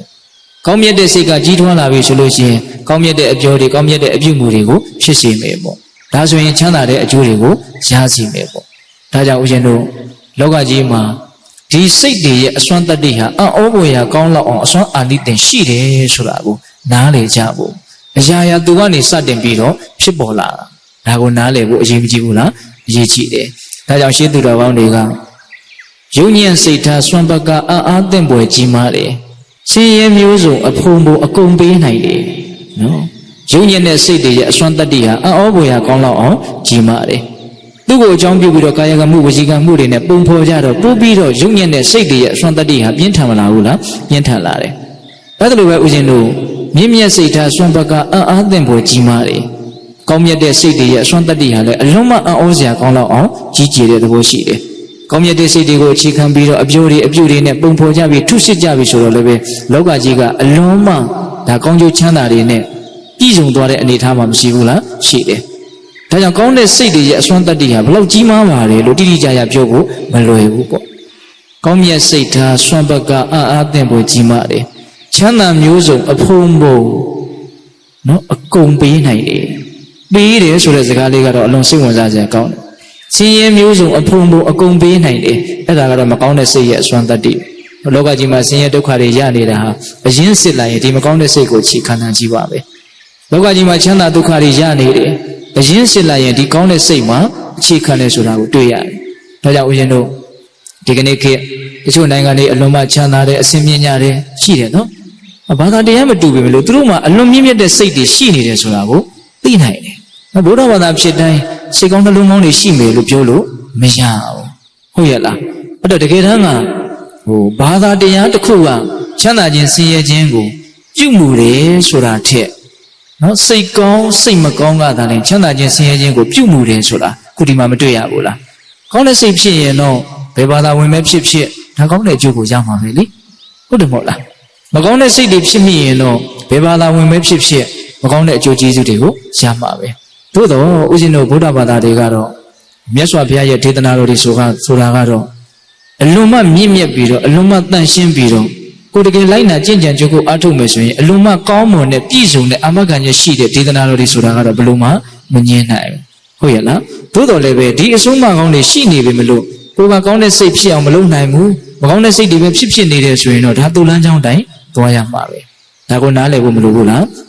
းလို့တယ်နော်အဲ့တော့ဦးဇင်းတို့ဏိကုံးချုပ်ဒီအချင်းတစ်ချက်ကိုပြောပြီးတော့ဗာပြောခြင်းလဲဆိုတော့အဲ့ဒီယုံညံ့တဲ့စိတ်တွေနည်းသွားပြီးတော့ကောင်းမြတ်တဲ့စိတ်တွေများလာအောင်ဘယ်လိုလုပ်မလဲဆိုတဲ့အချက်ကလေးနော်ခုဆိုကြပါစို့မကောင်းတဲ့စိတ်ကိုအခြေခံပြီးတော့ဆင်းရဲဒုက္ခအမျိုးမျိုးဖြစ်ရတယ်ကောင်းတဲ့စိတ်ကိုအခြေခံပြီးတော့ချမ်းသာဒုက္ခအမျိုးမျိုးဖြစ်ရတယ်ဒါလေးကိုဦးဇင်းတို့ဒါကဦးစားပေးပြီးတော့ပြောလိုက်တာပေါ့အဲ့ဒါလို့ဆိုရင်အနှစ်သာရအနေနဲ့ယုံညံ့တဲ့စိတ်တွေနည်းပြီးတော့ကောင်းမြတ်တဲ့စိတ်တွေများလာအောင်ဘယ်လိုလုပ်မလဲသူကလည်းလှုပ်ယူရတဲ့သဘောရှိအောင်နော်လေ့ကျင့်ယူရတဲ့သဘောရှိတယ်အဲ့တော့ယုံညံ့တဲ့စိတ်တွေနည်းပြီးတော့မြင့်မြတ်တဲ့စိတ်တွေများလာဖို့အတွက်အကောင်းဆုံးအလေ့အကျင့်ကတော့တတိပဋ္ဌာန်ဒေသနာတော်မှာလာတဲ့နိလမ်းများနဲ့အညီလေ့ကျင့်ကြဖို့လိုတယ်နော်တတိပဋ္ဌာန်ဒေသနာတော်မှာလာတဲ့နိလမ်းများနဲ့အညီကြိုးစားအထောက်မယ်ဆိုလို့ရှိရင်ယုံညံ့တဲ့စိတ်တွေတဖြည်းဖြည်းနေပြီးတော့မြင့်မြတ်တဲ့စိတ်တွေတဖြည်းဖြည်းနဲ့များလာမှာတော့အသေးချပဲဒါကိုလက်တွေ့လည်းပဲသိနိုင်တယ်ဟောငါတန်တာမှာအလွန်အောက်တန်းကြတဲ့ကြမ်းတမ်းတဲ့ပူလောင်တဲ့စိတ်တွေတဖြည်းဖြည်းနဲ့နည်းသွားတယ်ဟောငါတန်တာမှာအလွန်မှမြင့်မြတ်တဲ့အေးချမ်းတဲ့အဆင့်ရှိတဲ့စိတ်တွေတဖြည်းဖြည်းနဲ့များလာတယ်ဆိုတာကိုတတိပဋ္ဌာန်ဒေသနာတော်ကိုစိုးစိုးမြင့်မြတ်အထုတ်တဲ့ပုဂ္ဂိုလ်တိုင်းသိကိုသိနိုင်တယ်ဟုတ်လားဒါကြောင့်ဦးဇင်းတို့တတိပဋ္ဌာန်ပါဠိတော်မှာမြတ်စွာဘုရားကတတိပဋ္ဌာန်တရားကိုကြိုးစားအထုတ်မယ်ဆိုလို့ရှိရင်တတ္တန္တဝိသုဒ္ဓိယတဲ့တတ္တဝါရဲ့တဏ္ဍမှာဖြစ်နေတဲ့စိတ်ကလေးဟာအလွန်မှတန်ရှင်းကြည်လင်မယ်တဲ့အဆင့်ရှိသွားမယ်မြင့်မြတ်သွားမယ်ဝိသုဒ္ဓိယတန်ရှင်းကြည်လင်ပြီးတော့အဆင့်ရှိသွားမယ်ညင်နွမ်းတဲ့စိတ်တွေပူလောင်စေတဲ့စိတ်တွေရှုပ်ထွေးတဲ့စိတ်တွေတဖြည်းဖြည်းနဲ့နည်းသွားမယ်ပေါ့အောက်တန်းကျတဲ့စိတ်တွေနည်းပြီးတော့အထက်တန်းကျတဲ့စိတ်တွေတဖြည်းဖြည်းများလာမယ်ပေါ့အဲ့လိုအာမခံခြင်းနဲ့မြတ်စွာဘုရားဟောတာဟုတ်လားဒါကြောင့်ပိဿပေါင်းသူတော်ကောင်းတို့ရုပ်ညင်တဲ့စိတ်တွေနည်းပြီးတော့မြင့်မြတ်တဲ့စိတ်တွေများလာဖို့နော်မဲညစ်တဲ့စိတ်တွေနည်းပြီးတော့ဖြူစင်တဲ့စိတ်တွေများလာဖို့နော်ပူလောင်တဲ့စိတ်တွေနည်းပြီးတော့အေးချမ်းတဲ့စိတ်တွေများလာဖို့ဘာကြိုးစားကြရမလို့တတိပဋ္ဌာန်တရားနဲ့အညီကြိုးစားအထောက်ကြရမယ်အဲ့တော့ဒီနေရာမှာတတိပဋ္ဌာန်ဒေသနာတော်နဲ့အညီကြိုးစားအထောက်ရမယ်ဆိုတဲ့နေရာမှာတတိပဋ္ဌာန်တရားက၄ပါးရှိတယ်ဆိုတာတော့ပိဿအာလုံးသိပြီးသားပါနော်ရုပ်ကာယတွေဖြစ်တိုင်းသိမယ်ဆိုရင်ဒါပါလေကာယ ानु ပဒနာတတိပဋ္ဌာန်ပေါ့ကာယ ानु ပဒနာတတိပဋ္ဌာန်ရဲ့နေပယ်ကအလွန်ကျဲပါတယ်ဝင်လေထွက်လေကိုသိအောင်ကြိုးစားအထောက်မယ်ဆိုရင်လည်းပဲဒါကာယ ानु ပဒနာတတိပဋ္ဌာန်နော်သွားတိုင်းလာတိုင်းကြည်တိုင်းကိုယ်တိုင်းဆန့်တိုင်းအဲ့လိုဣရိယာပုအမျိုးမျိုးအမူအရာမျိုးမျိုးကိုသိမြင်ပြီးတော့နေမယ်ဆိုရင်လည်းပဲဒါကာယ ानु ပဒနာတတိပဋ္ဌာန်စံမြင်မွေးခြင်းခြေတိလက်တိသွားအရေးအစရှိတဲ့32ခုဌာနအစုဝေးကိုသိမြင်နားလည်ပြီးတော့နေမယ်ဆိုရင်လည်းပဲဒါကာယ ानु ပဒနာတတိပဋ္ဌာန်နောက်ခန္ဓာကိုယ်ရဲ့ပူတဲ့သဘောအေးတဲ့သဘောတွန်းကန်တဲ့သဘောလှုပ်ရှားတဲ့သဘောဒီဓာတ်သဘာဝသဘောတတ်ကိုကွက်ပြီးတော့ကြည့်နိုင်မယ်မြင်နိုင်မယ်ဆိုလို့ရှိရင်လည်းပဲဒါကာယ ानु ပဒနာတတိပဋ္ဌာန်နောက်ပြီးတော့ဦးဇင်းတို့သင်္ချိုင်းမှာပုံမျိုးမျိုးပြက်နေတဲ့ရုပ်အလောင်းတွေနဲ့မိမိခန္ဓာကိုယ်ကိုနှိုင်းယှဉ်ပြီးတော့ငါခန္ဓာကိုယ်ကြီးဟာလည်းပဲအဲ့ဒီလိုအဖြစ်မျိုးကိုဘယ်လိုမှမလွန်နိုင်ဘူးဆိုပြီးတော့ Eri along on in Ubama Tabiro, Kokana Gogo, Jimeso in Leve, Takaya Nubadana, the Divitan. No Kaya Nubadana Tributanga, alone nature, but Saliva don't find me Meswabia Hoda. At a nature bit of you I know, Goye Yokaya, the Yokana Goye a jungle, a mountain Dion, Josa Atoda, Takaya Nubadana Tributan, Nalia. The Garamada Uzino Dega, did the low name Mati Rubo. No Dajine do Nebi Daji jungle to get Congo, Mati Rubo. Usually, no, the answer are usually. A she was she die, me on Gia at the Bobo. No, Machi, Madiu, dream Mataya, Madiu. No, the demon muye, go down Mammy Moody, Hola, dream muye, you down me. The 3 days out, Usa baby, the hot at Tedana. The Gedanga was in the Pitica Domo, the Kulundi, the deep so the upper Malarema, a Jumuyarava. Eddie alone Damuji, alone a swan today. Aloma leve a Juji Miaswa would say the D Deane, Beguti on Giana, also Dicanagoji would be out, Gia. Hola, Edimaji, Giene, the on Jodayene, or Boko Dadawa, Madura, so the Amenia, the PBN and Pala, Dimam Shivu, the Hajotawa, the Bay, Tutimian Alembu, Agila. Edlu Agila Lele, Satema, Hilida dea, Yenomudea, Pulamudea, Nedwa Lele. Hola. That was in the yoga by Saya with thee and Dagaya Nubadana Tribita, Surane Patabiro Jora. Now Biro Kanzaja Wudanari, Sura Web Chip, Kauna Web Chip, Chanada Web Chip, Sierra Web Chip, she dined the on Josa Atoyame. No, she dined the on Josa Atoyame. That's why in Pade, Wudana Nubadana Tribita. Now say deep she dined the on Josa Atoyame, Sita Nubadana Tribita. Dhamma Dhamawadi, she dined the on Josa Atome, so you know, Dhamma Nubadana, the Divita. And nature Bua and the Divita dea Leva Sura. Kokanama, a John Alioso, Shipbo Lare, Shipbo Nede, Yotabawa, Nandawa Losure, the Wawa dea Muso, she dined the on Josa Atoda. A Jincho Bua, Yotabawa, Nandawa, Subra, the Wawa dea Benemule, Nemu, Yotabawa Suragaro, nobody Ruba, Sure die. The Mubi the Mu Majuya on Paulo Pobium, she needed the wood I you look on, no? None the Wawa should have I am new dead at the war, I am good at the war, I am never the video consulted at the war, Tabale, Nandiabo. But I'm missing Kalaido, Messiga, no yet to eat the Dabido. Gigi name shit. I will see Siagati. Edilumian Habi, Gong Habi Shudo, Didikamaga Senda, Nagati a die, Nazagago, a low like it. ပြောင်းလို့ရှိရင်သားသမီးနဲ့တကွာကျွန်ခံရမယ်ဆိုတော့ငါကျွန်ခံရတာအရင်ကျွန်ငါသားသမီးလေးတွေအကုန်လုံးနဲ့မွန်းတော့မှာပဲကျွန်ဆိုတာကလည်းပဲဟိုရှိတုန်းကကျွန်စနစ်ဆိုတာအလုံးမကြောက်စရာကောင်းတာတတ်ချင်တော့တတ်လို့ရတယ်ရောင်းချင်လည်းရောင်းလို့ရတယ်အဲ့ဒီတော့ငါဒုက္ခပဲကျွန်ကတော့ငါမခံနိုင်ဘူးအဲ့ဒီလို့ဆိုရင်ငါဘယ်လိုလုပ်မလဲဆိုဒီဆေးဆရာကငါလှည့်စားမှဖြစ်မယ်အဲ့ဒါနဲ့နောက်နေ့ကျတော့ဆေးဆရာကဘယ်နဲ့တော့မျက်စိကတတ်တာရလားသူအကဲခတ်ကြည့်တော့တတ်တာနေတယ်ဆိုတာကိုသူရိပ်မိဒါပေမဲ့ဒကမကဘာပြောလဲဆိုတော့အရှင်နဲ့မတတ်တာဘူးတဲ့အရှင်ရဲ့ဆေးခက်လိုက်ခါမှာပိုးပြီးတော့ဆိုးလာတယ်တဲ့ဟောသူကလည်းစကားကိုဘလောင်ပလဲပြောတာပေါ့နော်အမှန်ဆိုလို့ရှိရင်အမှန်တိုင်းဖွင့်ဟဝန်ခံပြီးတော့စိတ်သဘောလေးတွေကိုနားလည်အောင်ကြိုးစားကြမယ်ဆိုရင်ဟိုအဖြစ်ပြက်ဆိုးကြီးတွေကဖြစ်ချင်မှဖြစ်မယ်ခုတော့သူကအဲ့လိုပြောတဲ့ခါကျတော့ဆေးဆရာကစိတ်ကပိုးပြီးတော့တူသွားတာပေါ့တတ်တာပုံရရင်နဲ့ငါဆေးကြောင်ပိုးပြီးတော့ယောဂပြင်းထန်လာတယ်ဆိုတော့ဒီတကမငါ့ကိုလှည့်စားနေတာပဲသိစီမယ်တဲ့အဲ့ဒါနဲ့ဘာလုပ်လဲဆိုတော့မျက်လုံးကိုပေါက်ထွက်သွားစေတဲ့မျက်စင်းတစ်မျိုးကိုသူဖော်ဆက်တယ်ဖော်ဆက်ပြီးတော့သင်ရဲ့မျက်စိယောဂအရင်ကြီးမသက်သာသေးဘူးဒါကြောင့်ဒီတစ်မျိုးကိုခတ်ပါအောင်ဆိုပြီးတော့ပေးတယ်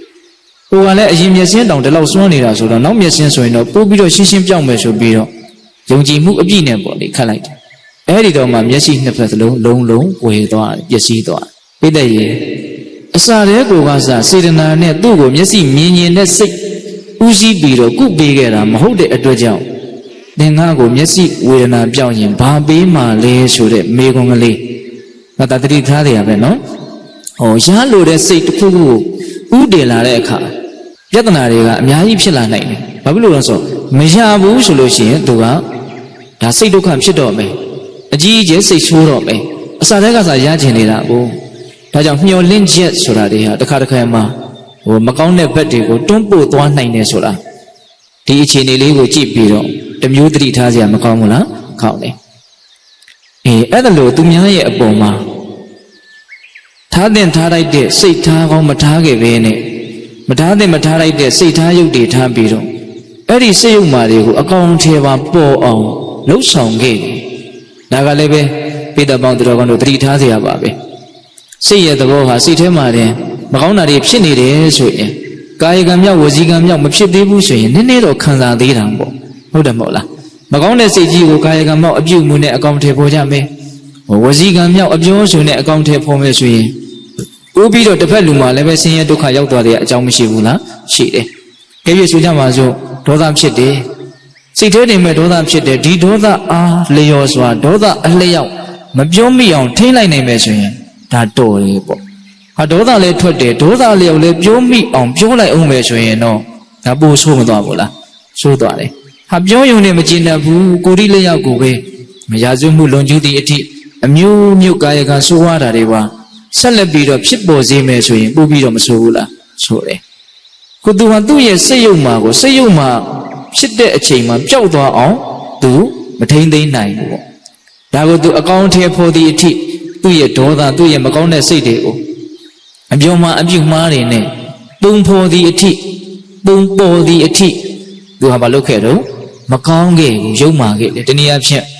မကောင်းတဲ့စိတ်တွေဟာကာယကံမြောက်သည့်အထိကြီးထွားသွားတယ်ပေါ့ဝစီကံမြောက်သည့်အထိကြီးထွားသွားတယ်ဒါကလည်းပဲကြီးထွားသွားရင်ထိမ့်ဖို့ဆိုတာကတော့သိပြီးတော့မလွယ်ဘူးပေါ့နော်စိတ်ကသိပြီးတော့ဆိုကြပါစို့ဒေါသဖြစ်တယ်ဆိုရင်တော့မှဒေါသကအตาလေးပဲဖြစ်တယ်ခက်လက်လက်ဖြစ်တယ်အကြီးကြီးဖြစ်တယ်ဆိုပြီးတော့အဆင့်အမျိုးမျိုးပြောလို့မရဘူးလားရတယ်အလွန်မင်းဒေါသအားကြီးလာပြီဆိုလို့ရှိရင်ထိမ့်နိုင်သိမ့်နိုင်တဲ့အဆင့်ကိုကျော်သွားတယ်ဝစီကံလည်းမထိမ့်နိုင်တော့ဘူးကာယကံလည်းမထိမ့်နိုင်တော့ဘူးအဲ့ဒါဆိုရင်တော့မဆိုးဘူးလားဆိုတယ်အဲ့ဒီမထိန်နိုင်ဘူးဆိုတာကဘာကိုမထိန်နိုင်တာလဲဆိုဒီစိတ်ကိုမထိန်နိုင်ဘူးလို့ပြောကြတာပဲမဟုတ်လားဟုတ်တယ်မဟုတ်လားစိတ်ကများလာဆိုကြပါစို့ဦးဇင်းတို့ပေးနေကြဥပမာတစ်ခုဒီကမာကြီးတွေထမင်းအိုးတယ်ပြီဆိုရင်ထမင်းအိုးပွက်တယ်ပေါ့ဗျာထမင်းအိုးဘာကြောင့်ပွက်လဲဆိုတော့အောက်ကမီးပြင်းထိုးထားတော့ပွက်တာအဲ့ဒီလိုပွက်နေတဲ့အချိန်မှာဒီမီးကိုမလျှော့နိုင်ဘူးဆိုရင်အဲ့ဒီထမင်းအိုးကြီးကဘာဖြစ်မလို့ဝီးကျသွားမှာပေါ့မီးမှမလျှော့တာကိုဟုတ်လားဝေလောက်တဲ့အဆင့်ထိပြစ်ထားမယ်ဆိုရင်ဝေကျသွားမှာပေါ့နော်အဲ့ဒါလိုပဲတရားဓမ္မတို့ဦးဇင်းတို့ရဲ့စိတ်ကိုမီးပြင်းထိုးနေတဲ့ကိလေသာတရားဆိုတာရှိတယ်နော်လောဘဒေါသမောဟမမာနအိတ်တမစ္စရိယဒါပိတ္တတို့သိပါနော်အဲ့ဒီမီးပြင်းထိုးလိုက်လို့ဟာစိတ်ထဲမှာစူပွက်လာတယ်အဲ့ဒီအချိန်မှာအဲ့ဒီမီးကိုမလျှော့ဘူးဆိုရင်အဲ့ဒီစူပွက်လာတဲ့အဆင့်ကဘယ်ထိတက်လာမလို့ဆိုပါဇက်ထိနှုတ်ထိတက်လာဝစီကံမြောက်ပြောလာလိမ့်မယ်ဟုတ်လားအဲ့ဒီထိဒီမီးကိုမလျှော့နိုင်ဘူးဆိုရင်ကာယကံမြောက်ရှေ့ဆက်ပြီးတော့တက်လာကြအကြောင်းမရှိဘူးလားရှိတယ်ဒါကြောင့်ပိဋကပေါင်းသူတော်ကောင်းတို့ဒီစိတ်ကလေးကိုဒကာဓမ္မတို့ဦးဇင်းတို့သတိထားကြဖို့မလိုဘူးလားလိုတယ်အခုစက္ခုပါဠမထေရလောင်းဟာအဲ့ဒါလိုစီးဆရာရဲ့ဘဝကနော်မကောင်းတဲ့စိတ်ကိုအကောင်ထဲပေါ်သည့်အထိနော်လှုပ်ဆောင်ခဲ့တဲ့ပြုမှုခဲ့တဲ့အတွက်ကြောင့်အခြေခံကတော့မကောင်းတဲ့စိတ်ပေါ့နော်သို့တော့မကောင်းတဲ့စိတ်ကတော်တော်ကြီးကိုကြီးသွားတယ်တော်ကြီးကြီးသွားတယ်ဆိုတာဘာကိုကြည့်ပြီးတော့သိနိုင်လဲဆိုတော့သူ့ရဲ့ကာယကံဝေယကံကိုကြည့်ပြီးတော့သိနိုင်တယ်နော်အဲ့ဒါကြောင့်မလို့သူများအကျိုးမဲ့သွားတဲ့အတွက်ကြောင့်သူအဲ့ဒါနဲ့တန်တဲ့အကျိုးရလဒ်ကိုရတယ်ပေါ့နော်တဘာဝတရားကြီးကအလွန်မှမျှတာတယ်တနည်းအားဖြင့်အလွန်မှလည်းစမ်းကြယ်တယ်လို့ဆိုရနော်ပြုတ်ထားသည့်အတိုင်းဖြစ်ကြတာဆိုတာလောကကြီးရဲ့တဘာဝတရားဒါပြောင်းလဲလို့မရမြတ်စွာဘုရားတောင်မှပြောင်းလဲလို့မရတဲ့အရာကြီး၄မျိုးဆိုပြီးတော့ငကုတ်ထုပါဠိတော်မှာဟောထားတာရှိတယ်။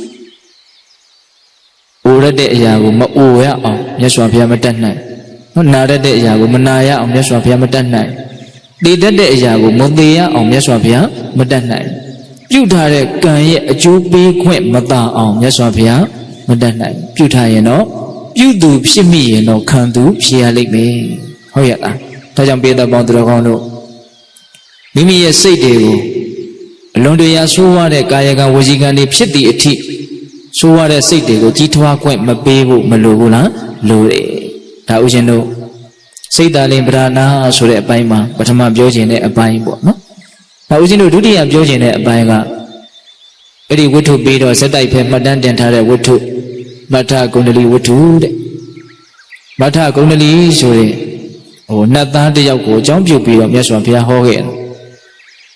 Mano Bobengama Dama Mano Teta Mano Meya Manata Si Patanina Patatiwa Garotiwa The Dona Dukha Manuiti Saya Wa Anubayini Dibega Babiole Suro Dinandi Hari Rema Saidi Dali and Gonsong Shitty Saidi Dali Ajimu Shitty Sipshin Dali Busy Jayari Tajam Patanina Jilin Manata Sipshin Sibandriwa Akevi Pumuli Punya Sikrodiwa Akevi Pumuli Punya Oh, Tujaro Jilin Sikri Shitwa, no? Eri Jilin Siklin Pujame Pujame Solushi The Dona Dukha Manuiti Eri Bogu Yen Nauku Edlu Jilin Siklin Puge Pugre Dwejong Chana Dukaria Senlaiti Sayawa Anupa Yini Wenzon Nola Mimi Toya Yen Nauku Mimi Yeha Amiran Line the Lord Tujara Ubaga to Mu Shitwa, no? Go Dore Nauku, go Yeha Miran Line the Lord Ejiku Tagelu Mia no? Beda Umaga to Music But Ujino di Dudia Diguanyare Ajayaga Chilene Saineda Puja Jojame, come yet the Saineda Puja Jojame Solution. Second along she can be the people like Kayagamu, Waziga Murodi. Chana Jen so that Joji do go down there, a same year, she say late. Jiha Mimi and Naku, a mere like the Lord, Beda Ubama, Leve Madasia Macamula, Kaude. And I will miss Wabiaga. Zugo jump you be the Hora Lesura, Jakunaga Jovede. Mata Kunali so that Nata will jump you be the hot. The Mata Kunali so that Nata. Lupsibola le, do ye a John Lega, the title out of 7 as a countable. You know, Daviti Mumabe, Adina Bubagas, the Tite of She. Adina Bubagade, the Kama, Mabibu, Malu, Masumbu, the tail of Namayan. No? Adina Bubagade, alone Namure, Tondo at the table. Zugo, Mambago, Mamma Bibu, wood, Devega. Tuma de Urido Dali Shite. Mata Gondali Mata Gondali, Nameya Bongasa, Singla, the new company. Tuyadali, as your Yaularo, Shiki, Jinjimuya, Nadon Seme, Solo.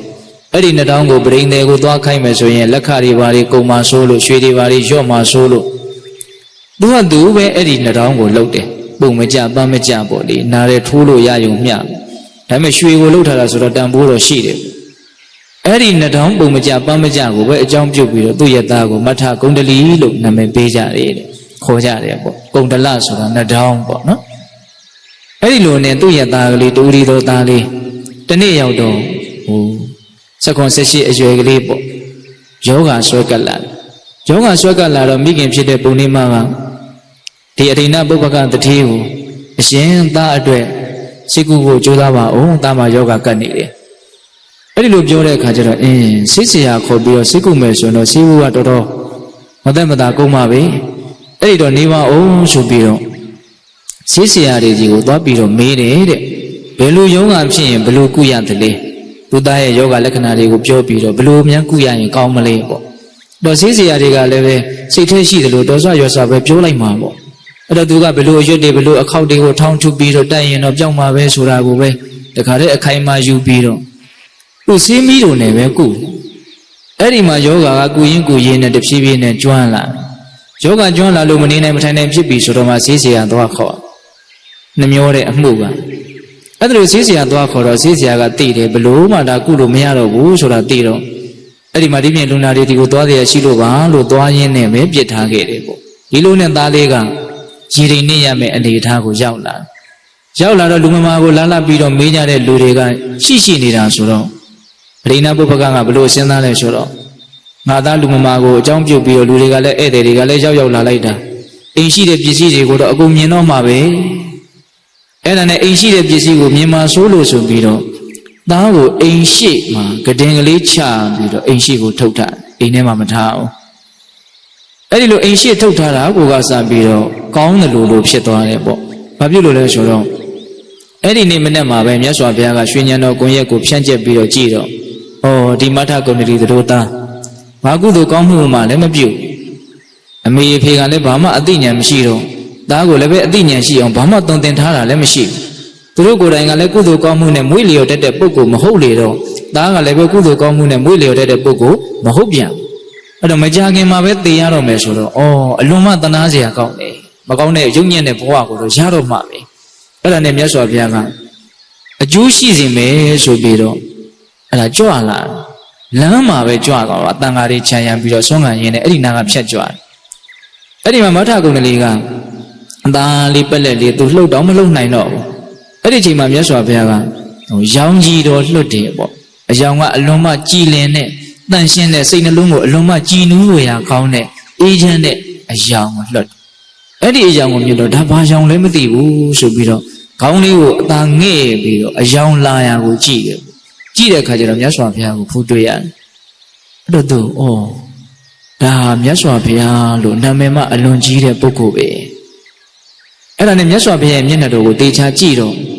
့အလွန်မှလည်းတပ်ပယ်တာကတကြောင်စိတ်နှလုံးမှာလောဘဒေါသမောဟကိလေသာအငြိကြီးလုံးဝတန့်ရှင်းနေတာမှာဝါဒနာနဲ့တကွပယ်ထားတဲ့အတွက်ကြောင့်အလွန်အမင်းတန့်ရှင်းကြည်လင်နေတယ်ပေါ့အဲ့တော့အဲ့ဒီဓာတ်တွေကမကူးဆက်ပဲမနေဘူးအဲ့ဒီဓာတ်တွေကမခံစားမိပဲနေမှာမဟုတ်နော်ဆိုကြပါစို့ဒေသပေါင်းသူတော်ကောင်းတို့အလွန်မှပူပူလောင်လောင်စင်နေရရှုပ်ရှုပ်ထွေးထွေးနေတဲ့လူတစ်ယောက်ရဲ့မျက်နှာကိုမြင်ရတဲ့နဲ့အလွန်မှအေးအေးဆေးဆေးကြည်ကြည်လင်လင်တန့်တန့်ရှင်းရှင်းနေတဲ့လူတစ်ယောက်ရဲ့မျက်နှာကိုမြင်ရတာခံစားချက်ချင်းတူနိုင်မလားမတူနိုင်ဘူးမြတ်စွာဘုရားရဲ့ဒီရုပ်ပိုင်းဆိုင်ရာကလည်းပဲအတုမဲ့လို့ပြောရမှာပေါ့ဘဝကဖြည့်ဆည်းခဲ့တဲ့ပါရမီတွေရဲ့အစွမ်းတတ္တိဒါဒီဘဝတစ်ခုလည်းပြုံးပြီးတော့အကျိုးပေးရမှာနောက်ထပ်ဘဝကလည်းဆက်เสียရမရှိတော့ဘယ်ကုသိုလ်ကောင်းမှုမျိုးကမဆိုငါကအရင်ကျိုးမယ်ငါကအရင်အကျိုးပေးမယ်ဆိုပြီးတော့အကုန်လုံးကစုပြုံပြီးတော့အကျိုးပေးတာဆိုတော့မြတ်စွာဘုရားရဲ့ကိုယ်ခန္ဓာတော်ဟာဘယ်နာလေးကဘာလေးလိုးနေတယ်ဆိုတာမရှိဘူးဒါကြောင့်မြတ်စွာဘုရားကိုတကယ်ပုံတူထုဖို့ဆိုတာဘယ်လိုမှမဖြစ်နိုင်မြတ်စွာဘုရားရဲ့ပုံဟာအတူဆိုတာမရှိဘူးနော်တရားဓမ္မတို့ဦးရှင်တို့ဘုရားလက်ထက်မှာလူမဖြစ်ခဲ့ရတာမြတ်စွာဘုရားကိုမမျှော်ရတာတွေးကြည့်မယ်ဆိုရင်တော့ဒါအလွန်မှလည်းပဲအဖြစ်ဆိုးတဲ့တမျိုးလို့ပြောရမှာပေါ့အလင်းရန်ကြီးနှစ်တင်မကွာသေးပဲနဲ့တရားဓမ္မတို့ဦးရှင်တို့ဒါသိခွင့်မရဘူးမြတ်စွာဘုရားရဲ့ရုပ်ပုံတော်ကိုတကယ်တိတိကျကျမမြင်ဘူးရဘူးပေါ့နော်ဒါပေမဲ့အကြောင်းအကျိုးစီစီလျော်စွာတဘာဝကြကြစဉ်းစားကြည့်မယ်ဆိုရင်မြတ်စွာဘုရားရဲ့ဖြည့်ဆည်းခဲ့တဲ့အလောင်းတော်ဘုရားကဖြည့်ဆည်းခဲ့တဲ့ပါရမီတွေစဉ်းစားကြည့်ပါခုဦးဇင်းတို့မျက်မြင်လောကမှာတောင်တချို့ရုပ်ရည်ဟာအလုံးမတန်ရှင်းပြီးတော့ပြည့်စုံတဲ့ရုပ်ရည်ရှားရှားပါးပါးရှိတဲ့လူတွေကိုမတွေ့နိုင်ဘူးလားတွေ့နိုင်တယ်။ဒါအဖေအမေကလည်းဒီလောက်ကြီးချိုးလို့လည်းမဟုတ်လားသူကံနဲ့သူဖြစ်ကြတာပေါ့ဒါကတော့ကံတွေကစီမံတာပေါ့နော်။အဲ့ဒါလိုမြတ်စွာဘုရားမှာပါရမီကုသိုလ်ကံတွေကလုံးဝပြည့်စုံထားတာဆိုတော့ဒီရုပ်ပိုင်းဆိုင်ကလည်းလုံးဝပြည့်စုံအောင်ဖန်တီးထားတယ်။အဲ့ဒီလိုဖန်တီးထားရတဲ့အထက်ပြစ္ဆုတ်ပံကိလေသာအသောတရားကိုလုံးဝဝါဒနာနဲ့တကွပယ်ရှားထားတာကလည်းပဲဒီရုပ်ရည်ကိုပူပြီးတော့တန့်ရှင်းသွားစေတယ်အပြစ်ကင်းသွားစေတယ်ပေါ့အဲ့ဒါလိုအဖက်ဖက်ကဘလို့မှလိုလေသေးမရှိပြည့်စုံနေတဲ့ဒီရုပ်ရည်ကိုမြင်ရတော့ဒီမထကုဏ္ဏလေးရဲ့စိတ်ထဲမှာကြည်နူးမှုဆိုတာကအကြီးအကျယ်ရှိမယ်ပေါ့ဒီဓာတ်တဘာဝဟာသူ့ကိုအများကြီးရိုက်ခတ်ဒါဟာအလွန်မြင့်မြတ်တဲ့ပုဂ္ဂိုလ်ပဲဆိုတာကိုသူ့စိတ်ထဲမှာပြောပြမယ်လို့မရှိလဲပဲအနေအထားအရသိနိုင်တဲ့အခြေအနေမှာရှိမယ်ပေါ့ဟုတ်လားဒါအလွန်မြင့်မြတ်တဲ့ပုဂ္ဂိုလ်ပဲလို့စိတ်ထဲကဖြစ်သွားတာကိုကစားအဲ့ဒါကြည်လင်တဲ့စိတ်တနည်းအားဖြင့်တရားတရားလို့ပြောရနော်ဒါအလွန်မြင့်မြတ်တဲ့ပုဂ္ဂိုလ်ပဲလို့သိလိုက်တာဟာ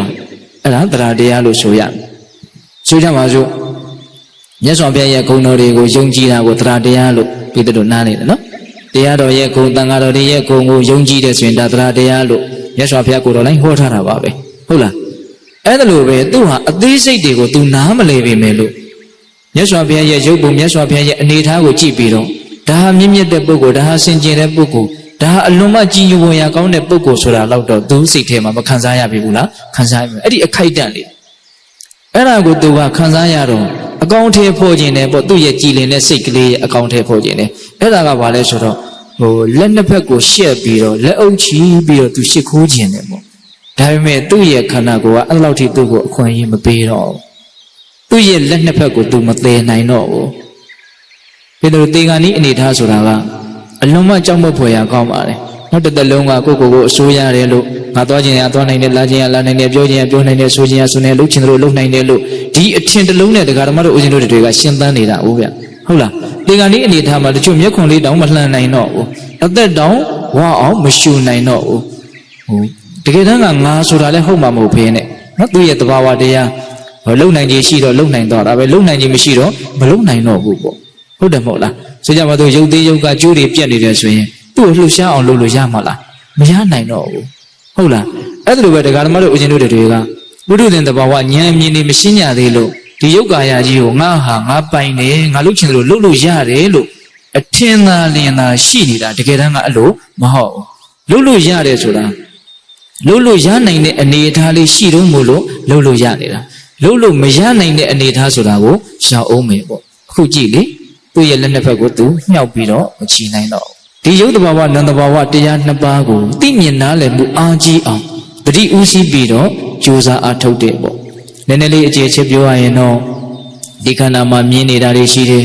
ကြားနေတာတွေရှိတယ်နားနေတာတွေရှိတယ်စားနေတာထိနေတာတွေးနေတာဆိုပြီးတော့အကြံဉာဏ်6မျိုးရှိတယ်တကယ်တမ်းကတော့ဒီ6မျိုးကိုပဲဒါဘဝလို့ခေါ်တာပါပဲဒီ6မျိုးကိုပဲလောကလို့ခေါ်တာပါပဲဒီ6မျိုးပါပဲဒီ6မျိုးကိုပဲတရားဓမ္မတို့ဦးဇင်းတို့ပုထုဇဉ်တွေဟာမယိုးနိုင်အောင်ဒါကိုပဲအမျိုးမျိုးထင်နေကြတယ်ပေါ့တကယ်တမ်းကတော့အရင်တုန်းကဖြစ်ခဲ့တာလည်းပဲဒီမြင်ချင်းကြားချင်းနားချင်းစားချင်းထိချင်းတွေးချင်းပဲအခုဖြစ်နေတာလည်းပဲ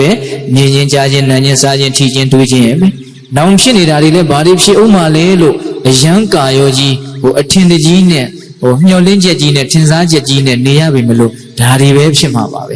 ဲတော့မြင်မယ်ကြားမယ်နားမယ်စားမယ်ထိမယ်တွေးမယ်ဖြစ်ပေါ်လာတယ်မရှိတော့ပြီးဆုံးသွားတယ်ဆက်ပြီးတော့မြင်မယ်ကြားမယ်နားမယ်စားမယ်ထိမယ်တွေးမယ်တစ်မျိုးပြီးတစ်မျိုးပေါ့လေအကြောင်းအားလျော်စွာဖြစ်နေကြတာမရှိဘူးလားရှိတယ်အဲ့ဒီသဘာဝတွေကိုဖြစ်တိုင်းသိအောင်ကြိုးစားအထောက်ရတယ်ဒါသတိပဋ္ဌာန်ဒေသနာတော်နည်းရဲ့အနှစ်ချုပ်လို့ပြောမယ်ဆိုရင်လည်းပြောလို့ရတယ်အဲ့တော့မိမိရဲ့စိတ်ဓာတ်ကလေးကိုတန့်ရှင်းခြင်းနဲ့ဖြူစင်ခြင်းနဲ့ကောင်းမြတ်ခြင်းနဲ့ဆိုလို့ရှိရင်ဒီသတိပဋ္ဌာန်ဒေသနာတော်နည်းနဲ့အညီကြိုးစားအထောက်ရမယ်ကြိုးစားအထုတ်တဲ့နေရာမှာလည်းပဲအချိန်မရွေးနဲ့တတိရတဲ့အချိန်မှာလှုပ်လိုက်နော်နေရာမရွေးနဲ့တတိရတဲ့အချိန်မှာလှုပ်လိုက်ဟုတ်လားပုံတံလည်းမရွေးနဲ့အနေအထားလည်းမရွေးနဲ့ဘာမှမရွေးနဲ့ဖြစ်နေတဲ့အတိုင်းသိအောင်ကြိုးစားအထုတ်ရမယ်နော်လွယ်တယ်ဆိုရင်လည်းဟုတ်တယ်ခက်တယ်ဆိုရင်လည်းဟုတ်တယ်လွယ်တယ်ဆိုတာကရိုးရိုးလေးတရားကိုရိုးရိုးလေးလုပ်ရတဲ့အတွက်ကြောင့်လွယ်တယ်လို့ပြောလိုက်တာပါခက်တယ်ဆိုတာကတော့အလေးအကျင့်မရှိတဲ့အတွက်ကြောင့်တတိနဲ့နေတဲ့အလေးအကျင့်အလွန်မှဘဝတန်တရားမှာနေပါခဲ့တဲ့အတွက်ကြောင့်ခက်တယ်လို့ပြောရလိမ့်မယ်နော်များသောအားဖြင့်တရားဓမ္မတို့ဦးဇင်းတို့စိတ်ကဒီလိုထိမ့်သိမ့်မှုနဲ့တတိနဲ့ထိမ့်ချုပ်ပြီးတော့နေတဲ့အနေအထားအလွန်မှနေတယ်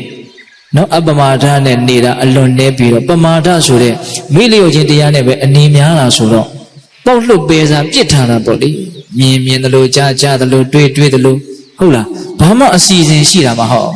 နေခြင်းလို့နေနေတာလို့ပဲပြောကြပါစို့ဟုတ်လားဘာမှကိုယ့်ကိုစီးကန်းနဲ့ထိမ့်သိမ့်ပြီးတော့ငါဒါဘာမှဖြစ်เสียရဘူးညာမဖြစ်เสียရဘူးဆိုတော့အဲ့လိုအပြင်မျိုးသိပ်ပြီးတော့မရှိဘူးเนาะငါလိုချင်စရာနဲ့တွေ့ရင်လောဘမဖြစ်เสียရဘူးမကျင်တဲ့စရာနဲ့တွေ့ရင်ငါဒေါသမဖြစ်เสียရဘူးလို့ဒီလိုတတိလောက်တောင်မှတခါတရံဖြစ်ခဲတယ်เนาะထားခဲတယ်ပေါ့အဲ့တော့လိုချင်စရာနဲ့တွေ့ရင်လောဘဖြစ်မှာပဲမကျင်တဲ့စရာနဲ့တွေ့ရင်ဒေါသဖြစ်မှာပဲဟိုကိုယ့်အစီအစဉ်တိုင်းသွားနေတာမဟုတ်သူ့အစီအစဉ်တိုင်းသွားနေတဲ့သဘောမျိုးပေါ့ဘဝမှာနေနေတာတူကိုဒါဒီတိုင်းပဲเนาะအဲ့ဒါလိုနေခဲ့တဲ့ဟိုအလေးအကျင့်အဲ့ဒါလိုနေခဲ့တဲ့ဟိုအထုံဝါသနာဇေယိုက်ကဘလောက်ကြာခဲ့ပြီလဲဘလောက်များခဲ့ပြီလဲမမြင်နိုင်တဲ့အရင်ဘဝတွေဆိုတာကိုအသာထားလိုက်ပါအောင်ဒီဘဝအသက်60ရှိပြီ50ရှိပြီ40ရှိပြီဟုတ်လားဘယ်လိုနေခဲ့တဲ့အနေထားကများမယ်လို့ထင်တယ်မေရောပေါ်ဆာနေခဲ့တဲ့အနေထားကများတယ်တိတ်ကြမ်းဆူသွန်းကြီးနေတာကိုဆိုလိုတာမဟုတ်ဘူးနော်ဟောအဲ့ဒါမျိုးလည်းပဲတချို့ရှိတာပေါ့ဟုတ်လားသို့တော်လည်းပဲတတိကလေးနဲ့အတိအမှတ်ပြုတ်ပြီးတော့ထိမ့်သိမ့်လေးဂယုစိုက်ပြီးတော့အာယုံပြုတ်ပြီးတော့နေတယ်ဆိုတာအလွန်မှရှားတယ်တကယ်မှဖြစ်တယ်လို့လေးနေတာထိုင်တာလို့လေးနေခြင်းတယ်လို့လေးနေလိုက်ပမာဒနဲ့နေတယ်အဲ့ဒါလို့နေထိုင်တဲ့အလေးအကျင့်ကအခုလိုတတိနဲ့နေထိုင်ခဲ့တဲ့အလေးအကျင့်မဟုတ်တဲ့အတွက်ကြောင့်တတိနဲ့နေကြစို့ဆိုတော့ဘာဖြစ်သွားတော့ခက်သွားတယ်ခက်တယ်ဆိုတာကလုံးရတာခက်တာကိုပြောတာမဟုတ်လုံးဖြစ်ဖို့ခက်သွားတာလုံးတက်ဖို့လည်းဘာမှခက်တဲ့ကိစ္စမဟုတ်ဘူးကိုယ့်ရဲ့စိတ်ကလေးကိုနှာသီးပြအာယုံပြုတ်ပြီးတော့ဝင်လေထွက်လေထိအောင်သိတဲ့ထိတာကိုသိအောင်လုပ်တဲ့ကိစ္စကဘာခက်လဲဘာမှမခက်ဘူးအခုသိရင်အခုသိလို့မရဘူးလားလုံးတက်ဖို့ခက်သလား မခက်ဘူးဘာခက်တုံးဆိုတော့ခဏခဏဒီနားမှာနေဆိုတော့ဟောခက်သွားပြီဟုတ်တယ်မို့လားလှုပ်တက်ဖို့မခက်ဘူးလှုပ်ဖြစ်ဖို့ခက်နေတာသဘောပေါက်ရဲ့လားဘာလို့လှုပ်ဖြစ်ဖို့ခက်နေတာလဲဆိုတော့စိတ်ကဟိုဘက်ကြီးဆွဲဆွဲချသွားတယ်သူအလေးကျင့်ပါတဲ့ဘက်ကိုကြီးသွားနေတယ်ပေါ့ဟုတ်လားဒါကြောင့်ပေးသက်ပေါင်းသူတော်ကောင်းတို့တတိယတိုင်းလုံးတာကိုရည်ရွယ်ပြောတာဟိုတခုခုငါဘုရားရှိခိုးသွားထိုင်လိုက်တော့မှထိုင်တော့မယ်လို့အဲ့လိုမျိုးဆုံးဖြတ်ချက်ချမထားနဲ့ပေါ့ဘုရားရှိသွားထိုင်တာလည်းအလွန်ကောင်းပါတယ်တတ်မှန်မှလှုပ်တဲ့အတွက်ကြောင့်သို့တော့အဲ့ဒီလိုလှုပ်တဲ့အချိန်ကလှုပ်တဲ့အချိန်ပေါ့လေဟုတ်လားကျန်တဲ့အချိန်တွေထဲမှာလည်းပဲသွားရင်ဖြစ်စေလာရင်ဖြစ်စေပြောရင်ဆိုရင်စားရင်တောင်းရင်ဘတ်စကားစီးရင်အမှုကားစီးရင်အလွန်လှုပ်လို့ကောင်းမယ်ပေါ့လမ်းမှာကားတွေကလည်းကြက်မှကြက်ပါပြီးတော့ ਨੇ ဟုတ်လားအချိန်တွေရနေတာမရှိဘူးလားဘာမှဒါလှုပ်နေတာမရှိဘူးအဲ့ဒီအချိန်မှာကိုယ့်ဟာကိုယ်သိနေမယ်ဆိုရင်မဖြစ်ဘူးလားဖြစ်တယ်ဒါကြောင့်ပေးသက်ပေါင်းသူတော်ကောင်းတို့ဒီမြင့်မြတ်မှုဆိုတာလေးကဒီတတိကိုအခြေခံမှသာလေနိမန်လမ်းမှာရနိုင်တယ်ပေါ့ဒါကြောင့်ဦးဇင်းတို့ယုံညံ့တဲ့စိတ်တွေဖြစ်ပေါ်နေတဲ့နေရာမှာမြင့်မြတ်တဲ့စိတ်တွေအစားထိုးနိုင်ဖို့အကောင်းမြတ်ဆုံးနည်းဟာဒီတတိနဲ့နေတဲ့နည်းလို့ရှင်းရှင်းလင်းလင်းလွယ်လွယ်ကူကူနားလည်ထားကြဖို့မလိုဘူးလားလိုပါတယ်ဟုတ်ရဲ့လားဒါကြောင့်ပေးသက်ပေါင်းသူတော်ဒီကနေ့ဦးဇင်းကတရားကို၃ပိုင်းလောက်ပိုင်းပြီးတော့ပြောလိုက်တယ်နော်အေးလောကကြီးမှာဆင်းရဲနေကြတာအစင်မပြေဖြစ်နေကြတာဒုက္ခဖြစ်နေကြတာအမျိုးမျိုးပေါ့လေအဲ့ဒါဒီအကုန်လုံးကိုဦးဇင်းတို့အကြောင်းရှာလိုက်မယ်ဆိုရင်ယုံညံ့တဲ့ကာယကံဝစီကံမနောကံတွေဆိုတာကိုသွားတွေ့ရတယ်ယုံညံ့တဲ့ကာယကံဝစီကံမနောကံဆိုတာကအတိတ်ကာလအတိတ်ဘဝကယုံညံ့တဲ့ကာယကံဝစီကံမနောကံတွေရှိသလိုအခုဒီဘဝမှာတင်ဖြစ်တဲ့ကာယကံဝစီကံမနောကံယုံညံ့တာတွေကမရှိဘူးလားကိုယ့်ရဲ့အပြောမတည့်လို့ကိုယ့်ရဲ့အလုပ်မတည့်လို့ကိုယ်ဒုက္ခရောက်ရတာတွေမရှိဘူးလားထင်ရှားနေတာပဲလေဟုတ်တယ်မဟုတ်လားဒါကြောင့်တတ္တဝါတွေကိုကံကစီမံတယ်ဆိုတာကံဆိုတာကိုကောင်းကောင်းနားလည်ဖို့လိုတယ်ကံဆိုတာတစ်စုံတစ်ခုကတကိုးနဲ့ဖန်တီးလိုက်တယ်လို့မျိုးကံစမ်းပဲနှိုက်လို့ဟုတ်လားမဲပေါက်တယ်လို့မျိုးမဲမပေါက်တယ်လို့မျိုးကိုပြောတာမဟုတ်နော်ဟုတ်တယ်မဟုတ်လားကိုကောင်းတာလှုပ်ထားရင်ကောင်းတာပြောထားရင်ကောင်းတာတွေးထားရင်ဒါကောင်းတာဖြစ်မှာမှန်တာတဲ့တာကိုလှုပ်မိကိုပြောမိကိုတွေးမိကိုမလိုဘူးလားလိုတယ်အဲ့ဒီလိုအလုပ်ဆိုတာအရင်ဘဝကအလုပ်တွေကလည်းလှမ်းပြီးတော့ကိုကိုအကျိုးပြုနေတာတွေရှိမယ်အခုဒီဘဝတည်းမနေတော့မှအလုပ်ကဒီကနေ့အကျိုးပြုတာလည်းမရှိနိုင်ဘူးလားရှိနိုင်တာပေါ့ဟုတ်ရဲ့လားဒါကြောင့်အရင်တုန်းကပြီးခဲ့တဲ့ကိစ္စတွေဆိုတာတော့ထားလိုက်တော့ဟုတ်လားဒီလိုအတွေးကလေးမြင့်မြတ်တဲ့အတွေးလေးတွေးပြီးတဲ့နောက်မှာငါကောင်းမြတ်တဲ့ကာယကံဝစီကံမနောကံလေးတွေကံသုံးပါးကိုအရှင်ပြေအောင်တက်မှတ်အောင်မှန်ကန်အောင်ငါကြိုးစားမယ်အဲ့ဒါလိုကံသုံးပါးကိုအရှင်ပြေအောင်မှန်ကန်အောင်ဖြူစင်အောင်တန်ရှင်းအောင်လုပ်မယ်ဆိုတော့လေကံသုံးပါးမှာဘယ်ရာကအခရာကြစိတ်ကအခရာကြတယ်ဒါကြောင့်ဦးဇင်းတို့မြတ်စွာဘုရားကအနာရဘိန်တတိကြီးကိုအကြောင်းပြုပြီးဟောထားတဲ့သုတ်တန်လေးအလွန်မှပြောစရာကောင်းတယ်ဦးဇင်းကတော့စက်မိရင်တော့ထက်ထက်ပြောတယ်ပြောပြီးသားဖြစ်လဲပြောတာပဲနော်အရခိတသုတ်တန်တဲ့အနာရဘိန်တတိကြီးကိုဟောထားတာအိမ်တလုံးမှာခေါင်ဆိုတဲ့အထွတ်ဟာအလွန်မှအခရာကြတယ်အဓိကကြတယ်အဲ့ဒီခေါင်ကိုကောင်းကောင်းမဆောင်ရှောက်ဘူးတနည်းအားဖြင့်ခေါင်ကမိုးမလုံတော့ဘူးခေါင်ကပျက်စီးသွားပြီအထွတ်ကပျက်စီးသွားပြီဆိုရင်တော့ဒီအိမ်ကြီးရဲ့အချင်းရနေတွေရောအကာတွေရောအခင်းတွေရောတိုင်တွေရောအဲ့ဒါတဖြည်းဖြည်းနဲ့မိုးရီတွေဆူရွှဲပြီးတော့ဆွေးမြစ်ပြီးတော့အကုန်လုံးဟာပြိုလဲသွားမှာပဲဟုတ်တယ်မဟုတ်လားဒီခေါင်ပျက်စီးတာနဲ့ကြံတာဟာအနည်းနဲ့အမြန်ထိုးစလို့ပျက်စီးမသွားဘူးလားပျက်စီးသွားတယ်ဒါပဂတိအိမ်ကြီးပေါ့နော်ဦးဇင်းတို့ဒီခန္ဓာအိမ်ကြီးမှာလည်းပဲစိတ်ဟာခေါင်နဲ့တူတယ်နော်စိတ်ဟာဘာနဲ့တူတယ်ခေါင်နဲ့တူတယ်ဒီခန္ဓာကိုယ်ကြီးကိုကာယကံဝစီကံမနောကံဆိုတော့ကံသုံးပါးအမူအရာတွေနဲ့ဒကာဓမ္မတို့ဦးဇင်းတို့အမြဲတမ်းအချိန်နဲ့မျှလှုပ်ရှားနေကြတာမဟုတ်လားနော်လှုပ်ချင်လှုပ်နေမယ်ပြောချင်ပြောနေမယ်သို့မဟုတ်တွေးတယ်ဆိုတာကတော့အမြဲတမ်းလို့ရှိနေတယ်ပေါ့အဲ့ဒီကာယကံဝစီကံမနောကံဆိုတဲ့ကံသုံးပါးဟာဘယ်သူကသူ့ကိုထိန်းချုပ်နေလဲဆိုတော့ဒီစိတ်ဆိုတာကထိန်းချုပ်နေတယ်ဒါကြောင့်စိတ်ဆိုတဲ့ခေါင်ကိုကောင်းကောင်းမိုးထားဖို့လိုတယ်တဲ့မြတ်စွာဘုရားကစိတ်ဆိုတဲ့ခေါင်ကိုကောင်းကောင်းမိုးမထားဘူးကောင်းကောင်းစောင့်ရှောက်မထားဘူးဆိုရင်တော့စိတ်တွေအရခိတေကာယကမ္မံပိအရခိတံဟောတိဝစီကမ္မံပိအရခိတံဟောတိမနောကမ္မံပိအရခိတံဟောတိတဲ့နော်စိတ်ကိုကောင်းကောင်းမစောင့်ရှောက်ဘူးဆိုရင်ကာယကံကိုလည်းစောင့်ရှောက်တယ်လို့မဆိုနိုင်ဘူးဝစီကံကိုလည်းစောင့်ရှောက်ထားတယ်လို့မဆိုနိုင်ဘူးမနောကံကိုလည်းစောင့်ရှောက်ထားတယ်လို့မဆိုနိုင်ဘူးတဲ့အဲ့ဒါလိုကာယကံဝစီကံမနောကံကိုစောင့်ရှောက်မထားဘူးဆိုရင်တော့အဲ့ဒီကာယကံဝစီကံမနောကံတို့သည်ရာဂဒေါသမောဟအစရှိတဲ့ကိလေသာတည်းဟူသောမိုးရီတို့ဖြင့်ဆူဆွတ်သွားလိမ့်မယ်တဲ့ဟုတ်လားအဲ့ဒါလိုကိလေသာတည်းဟူသောမိုးရီတို့ဖြင့်ဆူဆွတ်ပြီဆိုရင်တော့ဒုစရိုက်မှုတည်းဟူသောပုတ်ဆွေးမှုဖြင့်ပုတ်ဆွေးသွားလိမ့်မယ်တဲ့ဟောအစပြောတာလေးကအလုံးစိတ်ဝင်စားတဲ့အကောင်းတယ်နော်ရာဂဒေါသမောဟတည်းဟူသောကိလေသာမိုးရီဖြင့်ဆူဆွတ်ပြီဆိုရင်ဒုစရိုက်မှုတွေနဲ့ပုတ်ဆွေးသွားလိမ့်မယ် နော်ဆိုကြပါစို့သူများတက်တယ်သူများဥစားခိုးတယ်ဆိုတာကလောဘဒေါသမောဟတစ်ခုခုကိုအကြောင်းပြုပြီးတော့ဖြစ်ရတာပဲလေအစာတွေကဆိုလောဘဒေါသမဖြစ်ဘူးဆိုရင်ဒုစရိုက်မှုဖြစ်เสียအကြောင်းရှိလားမရှိဘူးဟုတ်လားကိလေသာမိုးရဖြင့်အရင်ဆိုစွတ်ပြီးတော့မှဒုစရိုက်မှုတွေဖြင့်ပုတ်ဆွေးသွားကြရအောင်ပုတ်ဆွေးပြီးပြီဆိုတော့မှပြိုလဲသွားရအောင်ဟုတ်လားအဲ့တော့ပြိုလဲတယ်ဆိုတာဘာလဲဆိုတော့သေပြီးတဲ့နောက်မှာမကောင်းတဲ့ယုံညံ့တဲ့ဘဝတွေကိုချမ်းသွားတာနဗတ္တကံမရဏဟောတိတဲ့ကောင်းမြတ်သောသေခြင်းဖြင့်မသေးနိုင်ဘူးတဲ့စိတ်ကိုမဆောင်ရှောက်တဲ့ပုဂ္ဂိုလ်ဒီကာယကံဝစီကံမနောကံကိုမဆောင်ရှောက်တဲ့အတွက်ကြောင့်မဆောင်ရှောက်ရရောက်တဲ့အတွက်ကြောင့်ကိလေသာတည်ဟူသောမိုးရီတွေဖြင့်ဆွတ်ဆွတ်ပြီးတော့ဒုစရိုက်မှုတွေတည်ဟူသောပုတ်ဆွေးမှုတွေဖြင့်ပုတ်ဆွေးပြီးတော့နော်မကောင်းသောသေခြင်းဖြင့်သေပြီးတော့မကောင်းတဲ့ဘဝတွေကိုရောက်သွားလိမ့်မယ်။ဘဝကြီးကိုဦးဇင်းတို့အကြံဉာဏ်ပြည့်ပြည့်စုံစုံခြုံငုံပြီးတော့သုံးသပ်ထားရရောက်တယ်လို့လည်းမဆိုနိုင်ဘူးလားဆိုနိုင်တယ်နော်ဒါကြောင့်ဒီစိတ်ကလေးကိုစောင့်ရှောက်ရင်ကာယကံဝစီကံမနောကံကိုစောင့်ရှောက်ရရောက်တယ်ဒါဆိုရင်သူဟာကိလေသာတည်းဟူသောမိုးရေဖြင့်မဆွဆွဘူးအဲ့ဒါဆိုရင်ဒုစရိုက်မှုတည်းဟူသောပုတ်ဆွေးမှုဖြင့်ပုတ်ဆွေးစရာအကြောင်းလည်းမရှိဘူးအဲ့ဒါဆိုရင်ပြိုလဲကျသွားစရာအကြောင်းမရှိဘူးပျက်စီးစရာအကြောင်းမရှိဘူးပေါ့ဒါကြောင့်ပိဿပေါင်းတော်ကောင်းတို့စိတ်ကလေးဟာအလွန်မှဗราဏကြတယ်ဆိုတာအရေးမကြီးဘူးလားအရေးကြီးတယ်သိဖို့အရေးကြီးတယ်ပေါ့နော်ဒါကြောင့်ဒီစိတ်ကလေးကိုဂရုစိုက်ဖို့လိုတယ်ဒီစိတ်ကိုစောင့်ရှောက်ဖို့ထိန်းသိမ်းဖို့လိုတယ်ဒါကြောင့်ဦးဇင်းကတရားကောင်းစဉ်ကိုစိတ်တန်လင်ဗราဏလို့ပြောလိုက်တယ်နော်အဲ့ဒီစိတ်တန်လင်ဗราဏဆိုတဲ့ဗราဏကြတဲ့ဒီစိတ်ကိုဘလို့ထိန်းသိမ်းမယ်လဲဘလို့ကာကွယ်မလဲဘလို့စောင့်ရှောက်မလဲဆိုတော့အတုမဲ့နီလန်းကတော့တတိပဲဟုတ်လားဒါကြောင့်အဲ့ဒီတတိဆိုတာနဲ့ပတ်သက်ပြီးတော့ဒါဦးဇင်းကစောစောကတတိပဋ္ဌာန်တရားတော်ကိုအနှစ်ချုပ်ပြီးတော့ပြောပြဟုတ်လားဒါဒီကနေ့ဦးဇင်းတို့တနာရီ15မိနစ်လောက်အချိန်ယူပြီးတော့ပြောလိုက်တဲ့တရားစကားတွေကိုအနှစ်ချုပ်မယ်ဆိုလို့ရှိရင်အဲ့ဒါနဲ့သူမြတ်စွာဘုရားဓမ္မဒီဝိနည်းသိက္ခာပိုင်းဆရာတွေကိုသင်ကြားပြီးတော့နားလည်အောင်ပြုပြီးတော့အဲ့ဒီ6ကြိတ်သောယဟန်တော်တွေကိုခေါင်းဆောင်ပြီးတော့အဲ့ဒါအကျင့်မြတ်ကိုကျင့်သုံးဖို့အတွက်ဇောက်ချပြီးတော့တရားအလုပ်ကိုလုပ်ဖို့အတွက်ဆိုပြီးတော့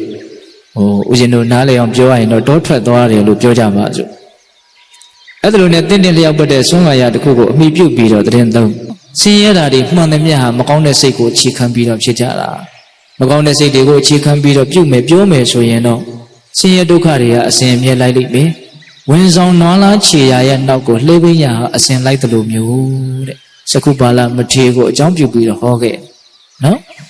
နောက်ချမ်းသာတာတွေအစဉ်ပြေတာတွေအကုန်လုံးတည်ကောင်းမြတ်တဲ့စိတ်ကိုအခြေခံပြီးတော့ဖြစ်ကြရတာကောင်းတဲ့စိတ်ကိုအခြေခံပြီးတော့ပြုမယ်ပြောမယ်ဆိုရင်တော့ချမ်းသာဒုက္ခတွေကအစဉ်လိုက်လိမ့်မယ်မိမိရဲ့နောက်ကိုအရေးဟာအစဉ်အမြဲလိုက်နေသလိုမျိုးတဲ့မထကုန္ဒလိနတ်သားကိုအကြောင်းပြုပြီးတော့ဟောခဲ့တယ်ဒါကြောင့်ပိဿပေါင်းတော်ကောင်းတို့မြင့်မြတ်စိတ်ထားစွမ်းပကအံ့အားသင့်ဖွယ်ကြီးမားတယ်ချမ်းသာမျိုးစုံအဖုံဖုံအကုန်ပေးနိုင်တယ်တစ်ချက်နော်ယုံညံ့စိတ်ထားစွမ်းပကအံ့အားသင့်ဖွယ်ကြီးမားတယ်ဆင်းရဲမျိုးစုံအဖုံဖုံအကုန်ပေးနိုင်တယ်ဟုတ်ရဲ့လားဘယ်သူတွေကဘာကိုပေးမလဲဆိုတာကိုသိပြီးရင်ဘယ်သူတွေကိုချင်းကပ်ရမလဲဘယ်သူတွေကိုပြစ်ခွာရမလဲဆိုတာရှင်းရောပေါ့ဟုတ်လားအေးအဲ့ဒါကနှစ်ပိုင်းနော်အဲ့ဒီလူတွေနားလည်မှုကြီးပြီးတော့ဒီယုံညံ့မှုတွေမကောင်းတဲ့စိတ်တွေနေပြီးတော့ကောင်းမြတ်တဲ့စိတ်တွေမြင့်မြတ်တဲ့စိတ်တွေများလာခြင်းတဲ့စိတ်ကိုအကောင်းဆုံးဖြစ်အောင်တည်ဆောက်ခြင်းနဲ့စောင့်ရှောက်ခြင်းနဲ့ဆိုရင်တတိသည်အတူမဲ့နိလန်ဖြစ်တယ်ဟုတ်ရဲ့လားတတိပဋ္ဌာန်ဒေသနာတော်နီးနဲ့အညီတတ်နိုင်တဲ့များကျင့်သုံးဖို့မလိုဘူးလားလိုပါတယ်အချိန်မရွေးနဲ့နေရာမရွေးနဲ့ပုံသဏ္ဍာန်မရွေးနဲ့အနေအထားမရွေးနဲ့အမှတ်ရတဲ့အချိန်တိုင်းမှာဒါလေးဟာအလွန်မြင့်မြတ်တဲ့အလုပ်ကလေးသူ့ချက်မြင့်မြတ်တဲ့အလုပ်လောကမှာမရှိဘူးလို့ကိုနားလည်ပြီးတော့နော်တတိရတဲ့အချိန်တိုင်းမှာစိတ်ကလေးနဲ့အာယုံပြုတ်ပြီးတော့စိတ်ထဲမှာပေါ်လွင်ရထင်ရှားရကိုတိနေလိုက်ဖို့အလွန်အရေးကြီးတယ်ပေါ့ဟုတ်ရဲ့လားဘာပဲဖြစ်နေသိလို့မရဘူးလားရတယ်အဲ့ဒီဟာလေးကိုသိပြီးတော့နေရမယ်ဖြစ်တာကိုသိပြီးတော့နေရမယ်ဟုတ်ရဲ့လားအဲ့ဒါဥရှင်တို့တရားဘယ်နှပိုင်းလဲ3ပိုင်းဆင်းရဲဒုက္ခတွေကိုမကောင်းတဲ့စိတ်ကိုအခြေခံပြီးတော့ဖြစ်ပေါ်လာပါတယ်လို့ဒါပြောခဲ့တယ်ချမ်းသာဒုက္ခမှန်သမျှဟာကောင်းမြတ်တဲ့စိတ်တွေကိုအခြေခံပြီးတော့ဖြစ်ပေါ်လာပါတယ်ဂျာထဲမှာကံ3ပါးကတော့ဂျာခံအောင်မယ်ပေါ့နော်ကောင်းမြတ်တဲ့စိတ်ဖြစ်ရင်ကောင်းမြတ်တဲ့ကံ3ပါးဖြစ်မယ်မကောင်းတဲ့စိတ်တွေဖြစ်ရင်မကောင်းတဲ့ကံ3ပါးဖြစ်လာလိမ့်မယ်ဟုတ်လားဒါပေမဲ့ဘယ်ကအခြေခံလဲဆိုတော့စိတ်ကအခြေခံတယ်ဒါကိုအကောင်းဆုံးထိမ့်သိမ်းခြင်းတယ်ဆိုရင်တော့တတိပဋ္ဌာန်ဒေသနာတော်နီးနဲ့အညီတတိနဲ့ထိမ့်သိမ်းရလိမ့်မယ်ဟုတ်ရဲ့လားဒါကြောင့်ပိဿပေါင်းတော်ကောင်းတို့ဒီမကောင်းတဲ့စိတ်တွေရဲ့ဆိုးဝါးတဲ့အကျိုးဆက်တွေကိုကြည်ကြည်ပြန့်ပြန့်ဓာတ်ထက်လည်းပူပြီးတော့သိအောင်မြင်အောင်ဟုတ်လားစဉ်းစားတွေးတောနိုင်ကြပါစေပေါ့နော် ကောင်းမြတ်တဲ့စိတ်တွေရဲ့ချမ်းသာဒုက္ခဖြစ်နိုင်ဖို့အမျိုးမျိုးကိုလည်းပဲဓာတ်ထက်ပို့ပြီးတော့ကြည်ကြည်ပြန့်ပြန့်သိနိုင်မြင်နိုင်ကြပါစေပေါ့နော်အဲ့ဒါလိုသိနိုင်မြင်နိုင်ပြီးတော့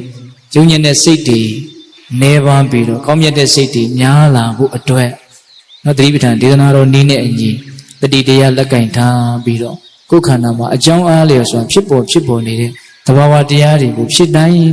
သိမြင်နားလည်အောင်ကြိုးစားအထောက်နိုင်ကြပြီးတော့အလုံးမမြင့်မြတ်တန်ရှင်းတဲ့စိတ်ဓာတ်ကိုပိုင်ဆိုင်ကြတဲ့နော်အရိယာသူတော်ကောင်းများဖြစ်သည့်အထိကြိုးစားအထောက်နိုင်ကြတဲ့တကယ်သူတော်စင်တွေဖြစ်ကြပါစေလို့ဦးဇင်းတို့ဆန္ဒပြုပြီးတော့နော်စိတ်တာလင်ပဓာနာဆိုတဲ့တရားကိုမေတ္တာပို့ပြီးတော့သုံးသပ်ကြရအောင်နော်